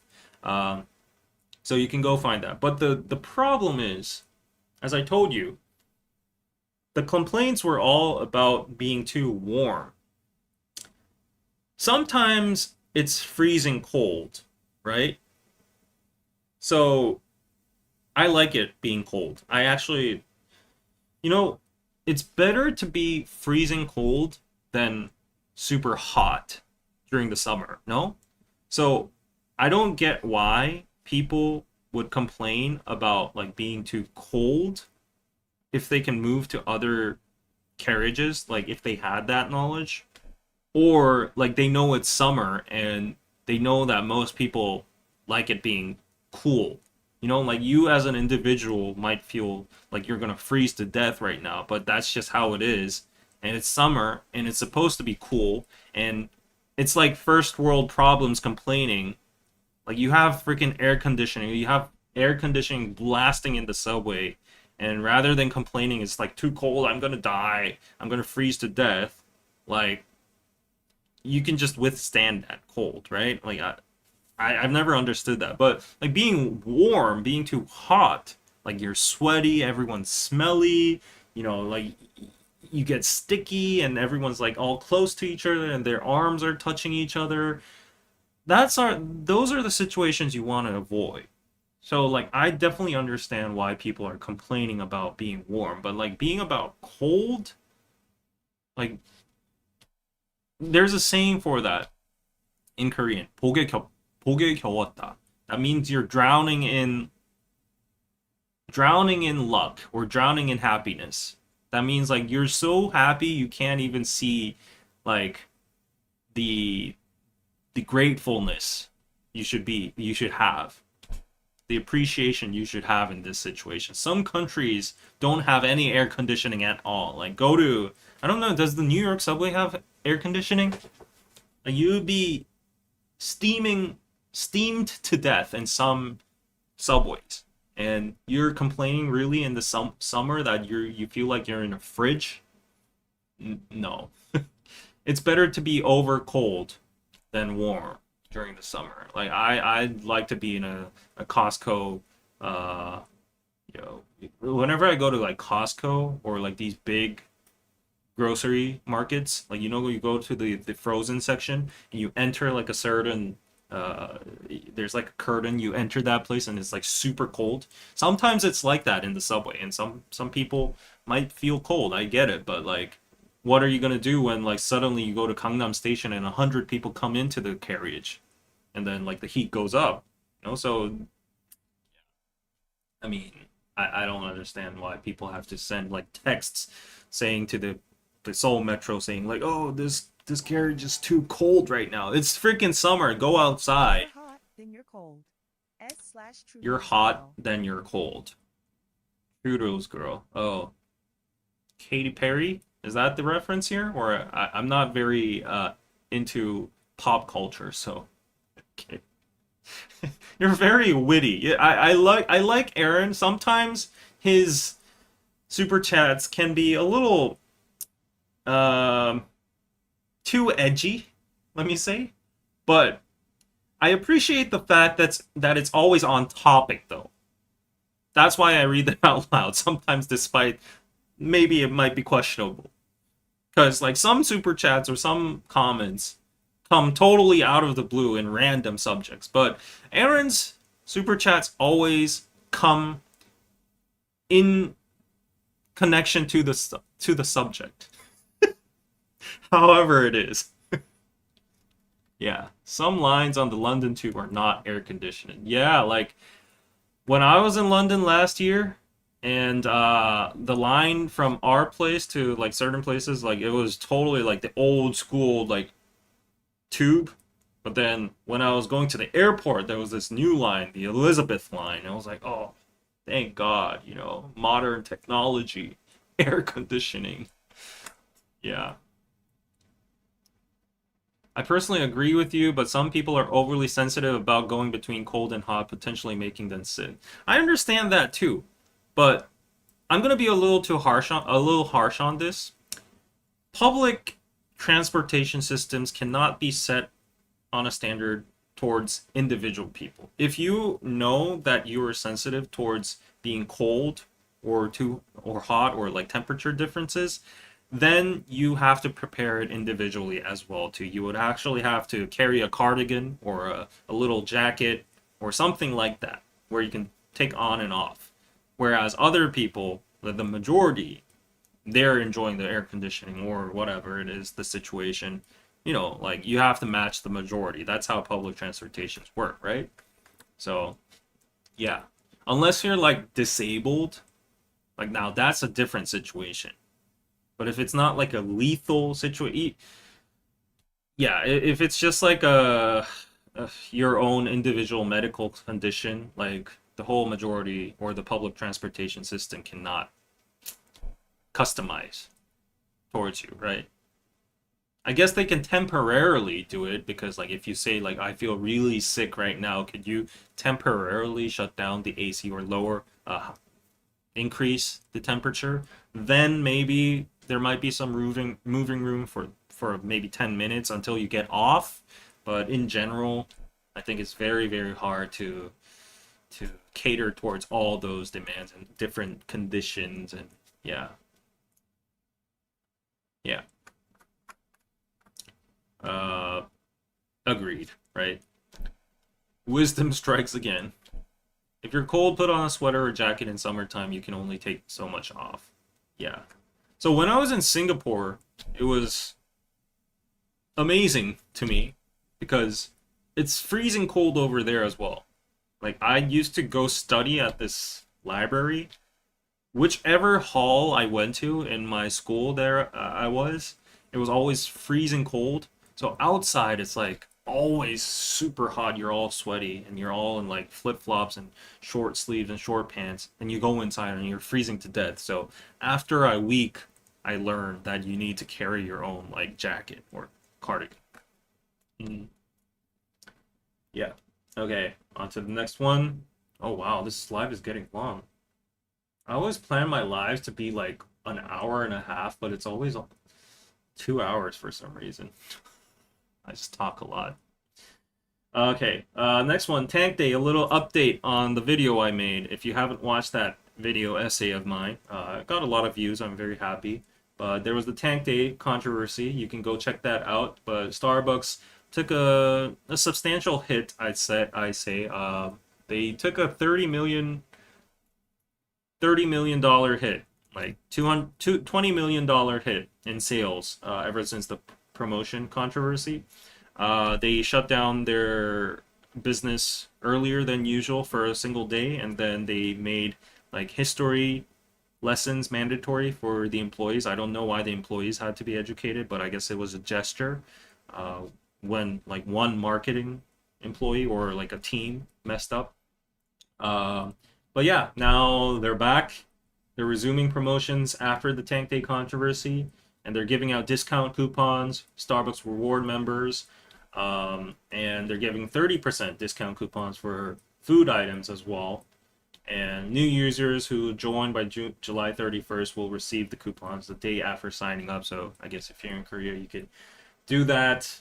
And yeah, it postponed its promotional events over the summer product, facing criticism over the Tank Day controversy about the May 18th Gwangju democratization movement. So yeah, I mean, I think now I don't want to get canceled, but it's a free market. We live in a capitalistic society, supply and demand. There are different ideas, mentalities, morals, different standards.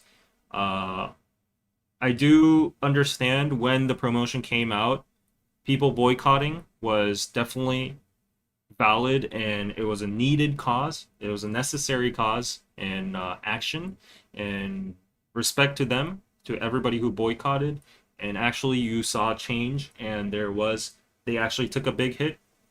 Now, afterwards, whether we can criticize people like everyday normal employee workers or just walk-in customers that go to Starbucks in a hot day because just they want a cold ice drink with air conditioning, whether you can condemn all these people as tone deaf or oh they're not participating in the boycott, oh they're against history, they're so yeah. Whether you can criticize these people is a different matter. I think like time has passed on ever since that incident. It was massively publicized and criticized on the news. There was a boycott that was going on for a while. Essentially, it was an employee that messed up. I guess they took the gestures and they did like the fixes or whatever. They recognized the situation. So, I mean, needless to say, it's already exploding with people already.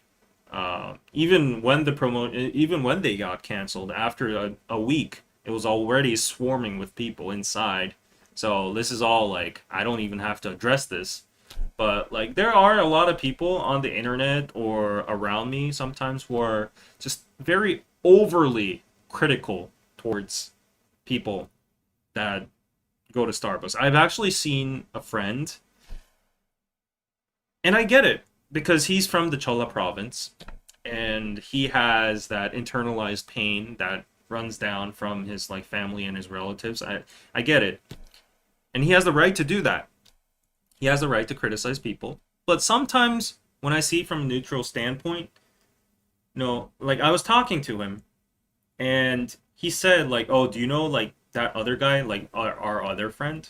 And I was like, "Yeah." He's like, "Oh, he actually asked me to go to Starbucks the other day." And after that I stopped talking to him. And I honestly didn't know how to react to that. Like, oh, it's okay to boycott and criticize,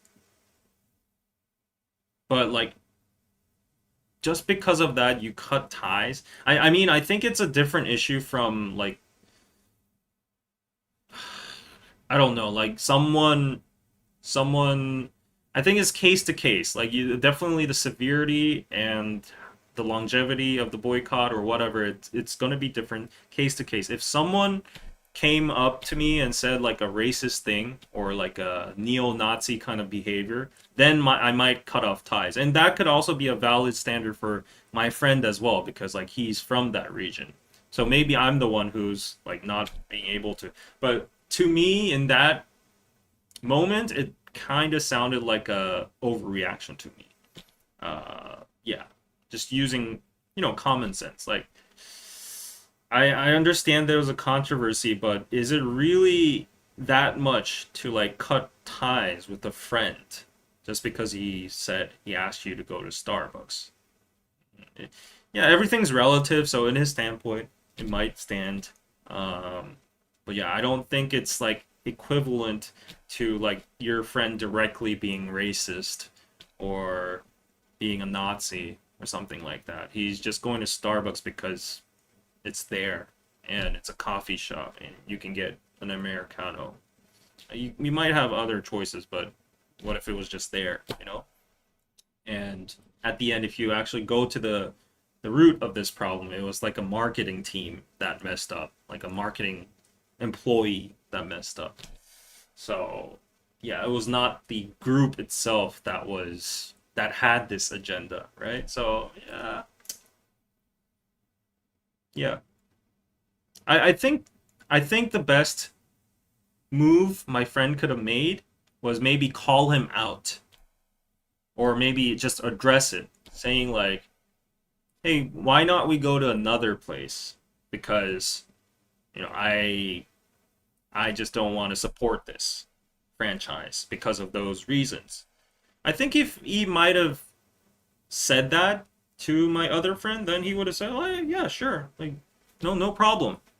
But because he just held that inside and already made his judgment and decision of like, "Oh, this dude is like so tone deaf, I'm not gonna keep my connection with him." I think that's a little bit too aggressive.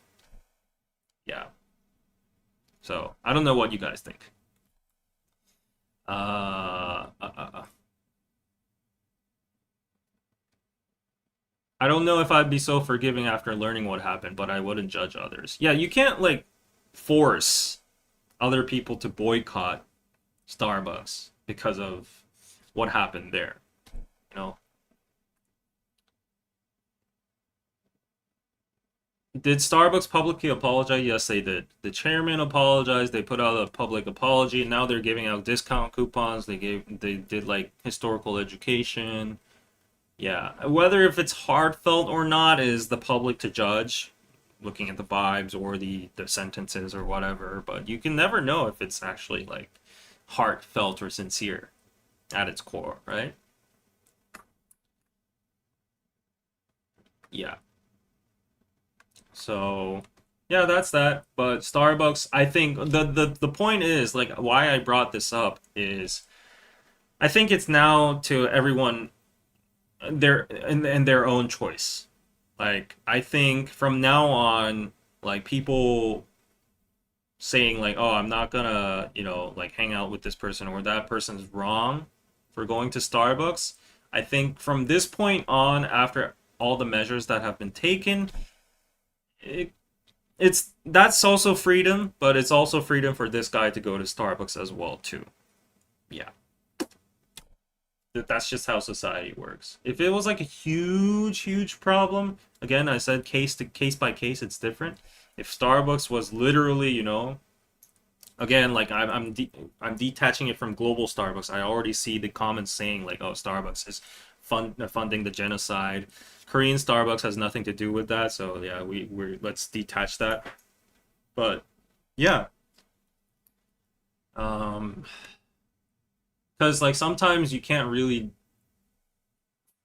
just be a member of society if you have that kind of mentality. You know? I don't want to come off as like saying, "Oh, let's move on and forget about it." I just think it was addressed, it was recognized, there was measures being been made, time has passed, and I think in my standards, just trying to be objective as possible, it was yeah, it was I think enough, and now people can have the choice to just go into a Starbucks if it's right in front of their corner and, just have an ice Americano on a summer day, right?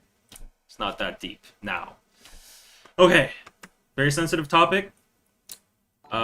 Is Anna not here because she asked you to Starbucks? Is Anna not here because she Mm, asked you to Starbucks? no. But Anna's just not here because she doesn't think live streams are very, uh, what do you call it, efficient anymore. Yeah. But I haven't talked to Anna in a while. Ever since I met her at the BTS concert, I took some pictures for her, and then we had to rush into the concert, and then afterwards, a little bit of text, and that was about it. Yeah, yeah, I think she's doing good. On Instagram, I see her post sometimes. Yup. Okay, so did you know bullying exists in Korean hospital too? This is actually apparently a very big problem. A series of deaths among young healthcare workers has put renewed pressure on South Korea to confront a workplace bullying culture in hospitals that critics say has survived years of public outrage, legal reform, and government pledges. The latest cases have revived scrutiny of what is widely known as in Korea, taeum, a practice often described as senior staff burning junior workers through verbal abuse, humiliation, and excessive workloads under the guise of training. The practice drew nationwide attention after a series of nurse suicides in 2018 to 19, becoming one of the cases that fueled broader calls for legal protection against workplace harassment. Yet recent deaths linked to alleged bullying suggest the practice remains deeply rooted, and healthcare workers argue that past responses have failed to address the staff shortages, excessive workloads, and entrenched hierarchies that allow it to persist. Mm. Yes. So bullying is rampant in every workplace, sadly. Yeah, but in particular, I heard that the bullying in medical workplaces, especially for healthcare workers like nurses, is just very, it's visible, and it's just very widespread. And these are depicted in dramas too, but hearing from my doctor friend who works in a big medical hospital, this actually exists. The town burning junior workers and actually giving them excessive workloads. They actually push their own workloads to them and give them unfavorable spots like night shifts. And apparently that should be illegal, and it is illegal, but due to what do you call it? Mm, dynamics, like power dynamics, like whoever gives you credits or scores for performance or stuff like that. There are always power dynamics behind these unfair treatment, and because of these, they have to withstand the verbal abuse and the workloads and the humiliation. Um, So yeah, I don't know why it's so specific in the healthcare sector though. Yeah. Um, this is not me saying it. Okay, I'm not trying to be misogynistic or anything, but I've heard from a lot of my female friends themselves saying if it's a 여초 직장, that means a female dominant workplace, the bullying and the grouping culture is very dominant. And if you're not in that dominant group, or if you're like a newbie or a new employee or something, there will be a lot of like power dynamics and, politics and scheming and talking behind backs and making false rumors and trying to like, bully someone. Apparently, it's coming from my female friends. They all say like, "Oh, I would never go to this company or that company because 90% of the workers are there are female." And I was like, "What? What's the problem with that?" It's like, "Oh, you don't know about like yocho, like female dominant companies." So yeah, they said like, "Oh, I'd actually prefer male dominant places, even if there's like subtle sexual harassment here and there because they'd rather that than the bullying because males are just like they work, they goof around, they're stupid, and they're easy to deal with, and that's it. Like they don't interfere with your actual workload or like all that kind of stuff. But then there are also like sexual harassment issues. But then like nowadays, if you get caught doing that kind of stuff, you directly get fired or whatever. So yeah, so what my friends say is like it's easier to deal with male uh, corporates than female ones because like female ones they slyly try to evade the rules and go behind and like try to like influence you and shove you to the side and leave you out from the meetings and like go to lunch excluding you like stuff like that. Yeah. I don't know if this is true or not. Uh, rather work with males than females. Females too catty. Catty. I think that might be a descriptive word that fits. Unfortunately, my worst bosses have all been female. The worst bullies in my experience. The female dominance bullying was horrible when I worked at my university. That's very interesting. I don't know.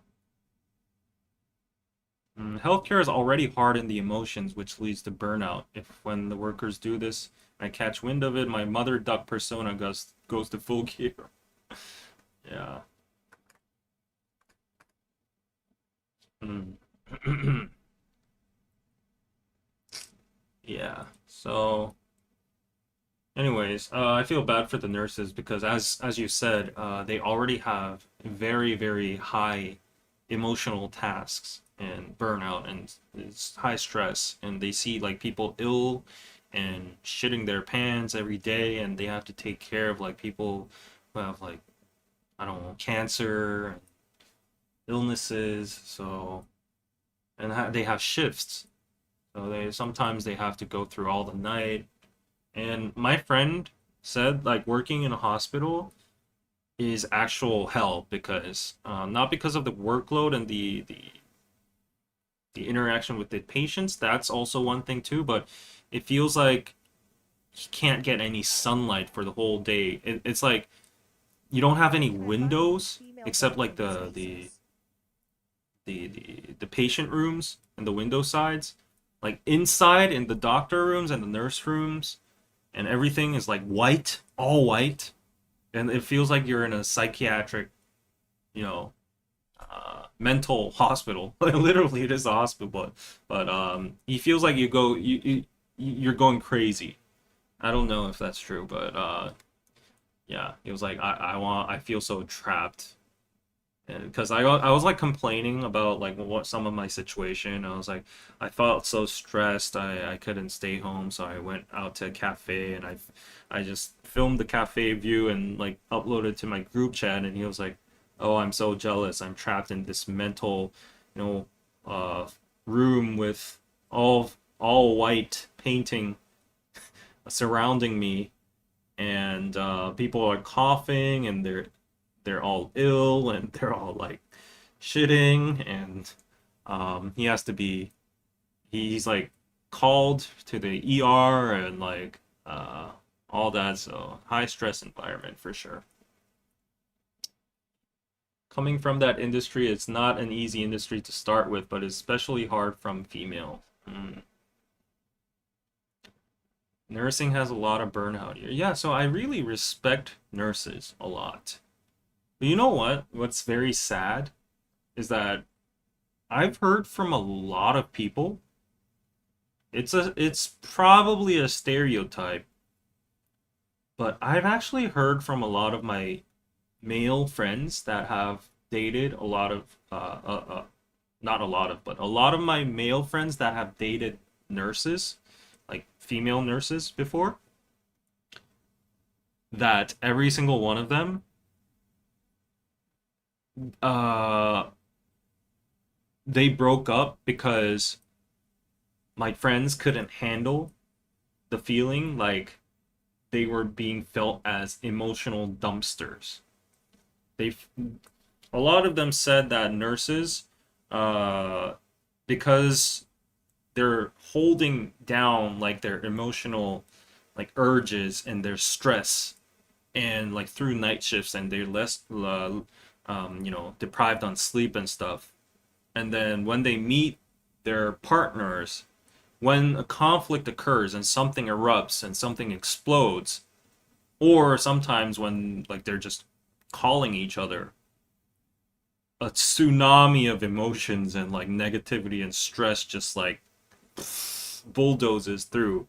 And a lot of my male friends said that, oh, it's not easy to date a nurse. You feel like you're being like you feel like you're the dumpster, and like they come at you and just pour out everything at you. You feel like you're getting hysterical as well. So yeah. Oof. Very tough job. I think you have to have like a mission inside you, an actual passion to look after people in need in order to be in the medical sector. I could never do it. Yeah. Okay, we're at the last two bits of news. Holland, Norway just got eliminated today by England. Congratulations, England. It was very emotional seeing uh, England chanting Wonderwall together, Oasis. Yeah, but yeah, Norway had their own ceremony too, like the Viking. Oof, oof, that was very interesting to watch. But Holland's hair ties are apparently from this Korean startup brand called Kaneki. Kaneki. Now, you might not understand what Kaneki means. It almost feels Scandinavian, doesn't it? Like the spelling, Kaneki. But it's like a 사투리. It's like a 경상도 사투리. Like a lot of people like using Gyeongsang province dialects and their words. So 끈eki, the standard Korean word would be 끈. 끈 means string. But in Gyeongsangdo, in Busan, or wherever, they'd say 끈eki 좀 줘봐라. They'd be like, oh, give me the string. I don't know why they call it 끈eki. That's why it's a dialect. But yeah, that's what Gyeongsangdo people say. I guess the founder was maybe a Gyeongsangdo person, so the founder named the brand 끈eki. But apparently Holland uses this brand, and it got wow. It's available in approximately 6,000 premium stores, with the majority based in Europe right now. Dang. It's owned, designed, and operated by a Norwegian family company. Interesting. Bringing together the best of two worlds, the innovative spirit and beauty heritage of Korean hair care, combined with the clean lines and thoughtful approach of Scandinavian design. Oh. It was originally founded in South Korea in 1987, where the unique weaving technique and high quality craftsmanship first took shape. The brand quickly became known for its durable, gentle hair ties, created to both be functional and stylish. Okay, so I guess it's now owned and like it was bought over by a Norwegian family company. Okay, it started as a Korean company. Now it's owned by and operated by a Norwegian company. But yeah, these are cute. Wow, he has a lot of strings. I guess he needs a lot of strings because like he has long hair.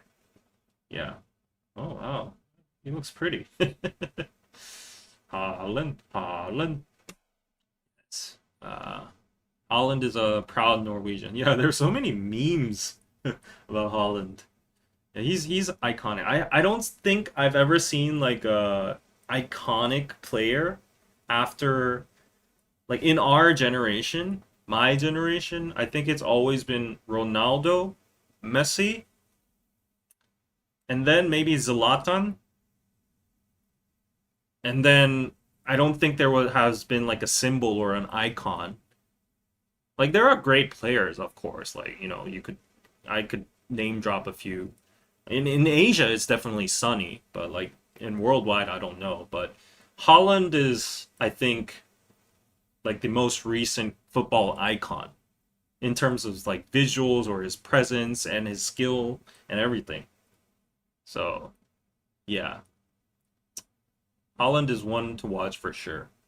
I thought it was a pick of a girl at first. Yeah, but damn, he's a born natural striker. He's great. He's actually ferocious. Yeah.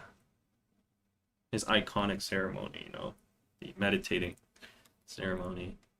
He's talented, down to earth, and funny. Exactly. Hmm. Yeah, but too bad for Norway. They disqualified today. Hmm. Okay, last news. Last news. Ending it with the boring, uh, usual. So this was the biggest news just yesterday, I would say. It's a moment for Korea. So SK Hynix, you all know, the memory chip brand that is feeding Korea alongside with Samsung right now. Yeah, it has listed on Nasdaq. So yeah, this is a very big thing because the president, Choi Tae-won, wanted to get listed on Nasdaq for like 15 years, and now is the prime time, obviously, because like our semiconductor industry is at a boom. He predicts it to only get bigger and bigger in the future as there's more and more demand for AI.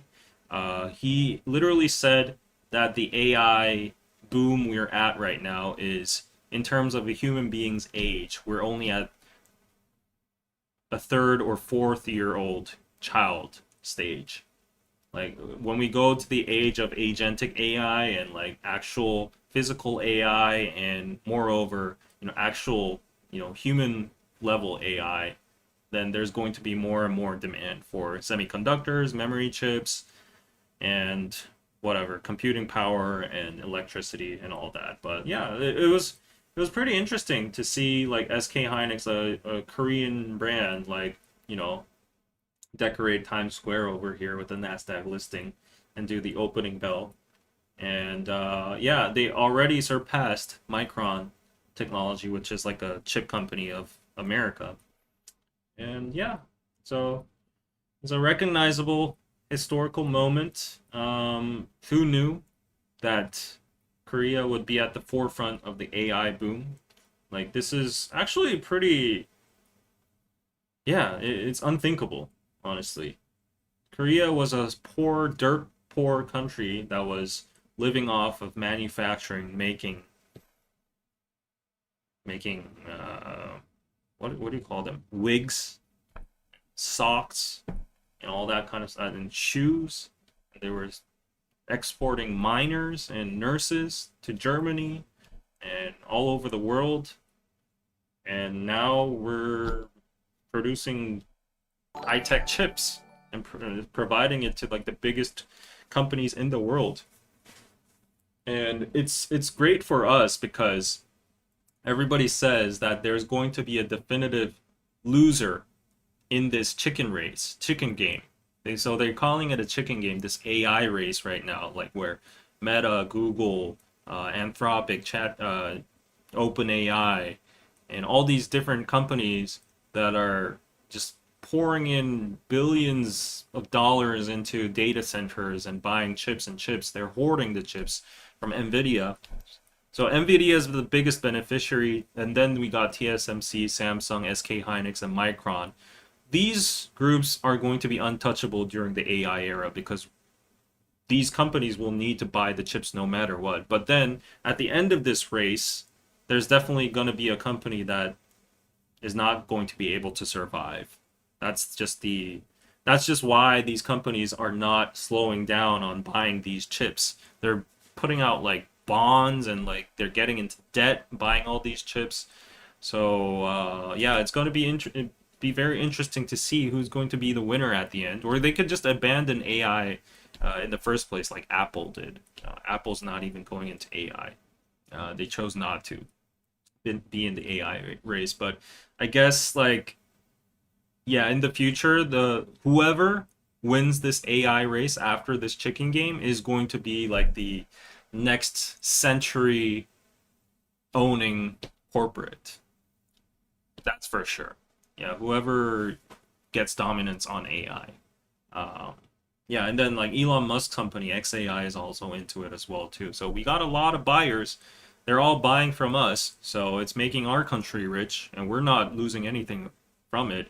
And now the Trump administration and the Secretary of Trade, I think, Howard Lutnick, he recently visited the Micron technology factory and he congratulated them for building a factory or something. But then he mentioned Samsung and SK Hynix saying like, "Oh, we'd love them to come to America and build their factories here and like have jobs over here." So we're seeing, and also the Trump administration actually addressed recently saying like, "Oh, these Korean companies are making way too much money."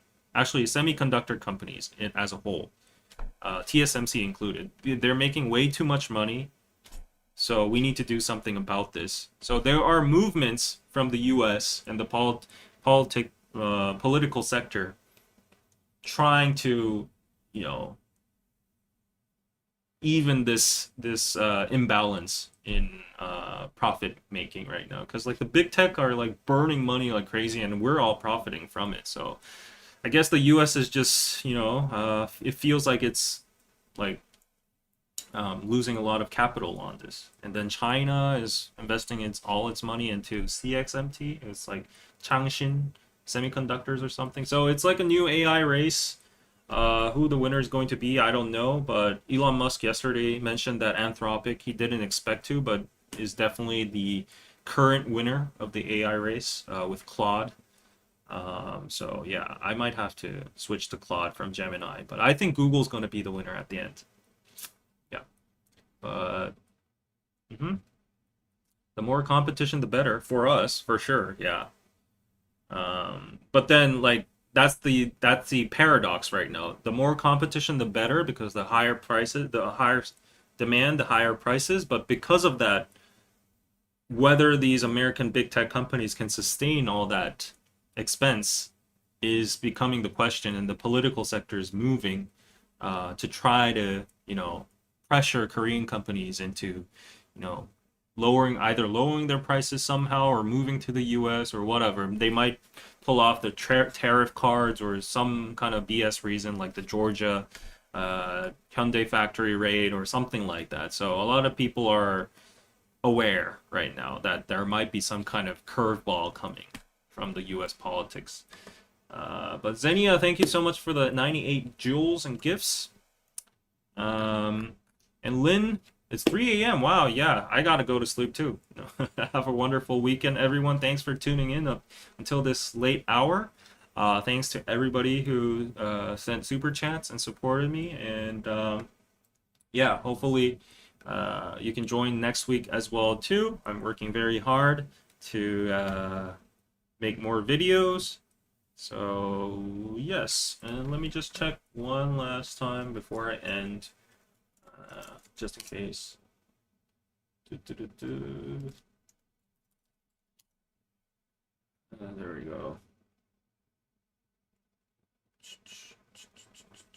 When was this? Can't see the date. Dashboard. Okay. Shout out to Diana. Thank you so much to Diana. I didn't see you in the chat, but you just quietly donated 15 on Buy Me a Coffee. Thank you so much. And if you want to support me, Buy Me a Coffee is the best platform now because they take smaller cut than PayPal for sure. So yes, thank you so much, Diana. And oh, Edward Park. Hope you're doing well. Thank you for the $20. How's your tennis game these days, and what are your plans this weekend? Well, this weekend is over, so I think I'm just gonna go out for dinner with my mom. But as for tennis, I'm just playing casual nowadays. Nothing too hard. I got a lot of work. It's very hard to gather my friends as well because they're all like married. They have two daughters. My other friends like in Changwon, a different hospital. But yeah, I do play here and there, but it's also summer, so it's very hard to grab courts, reserve courts.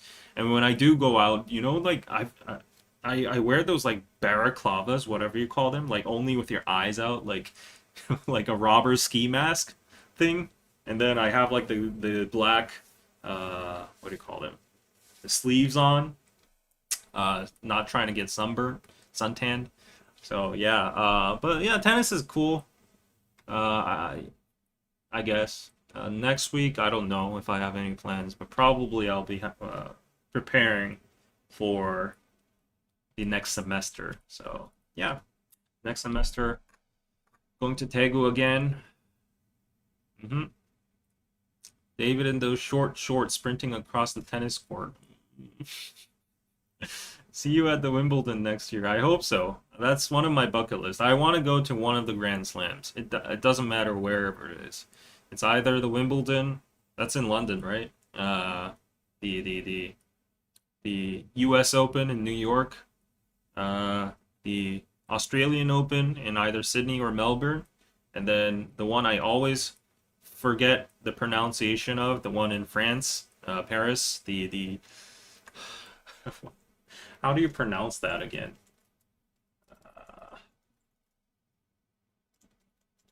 The Roland Garros, if that's how you pronounce it. Roland Garros? Whatever. Roland Garros in Paris, yeah. I want to be the US Open, but I heard the ticket prices are crazy, so yeah. Yeah. Roland, is it Roland Garros or Roland Garros? I don't know, man. In Korean we just say Roland Garros, so it's easier. Yeah. It's on my bucket list. Thanks for tuning in, and thanks for dropping by, Edward Park.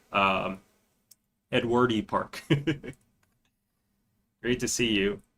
Roland Garros. I don't think that's right. Yeah, it's the only clay stadium, the Nadal field. It's for Nadal, reserved for Nadal. Okay, guys, so thanks for tuning in. It was great to chat with you. See you next week on KPC Live again. And check out my Patreon if you want more content like podcasts, newsletters. It's all going to be uploaded within next week. All right? So, see ya. Bye-bye. Have a nice weekend.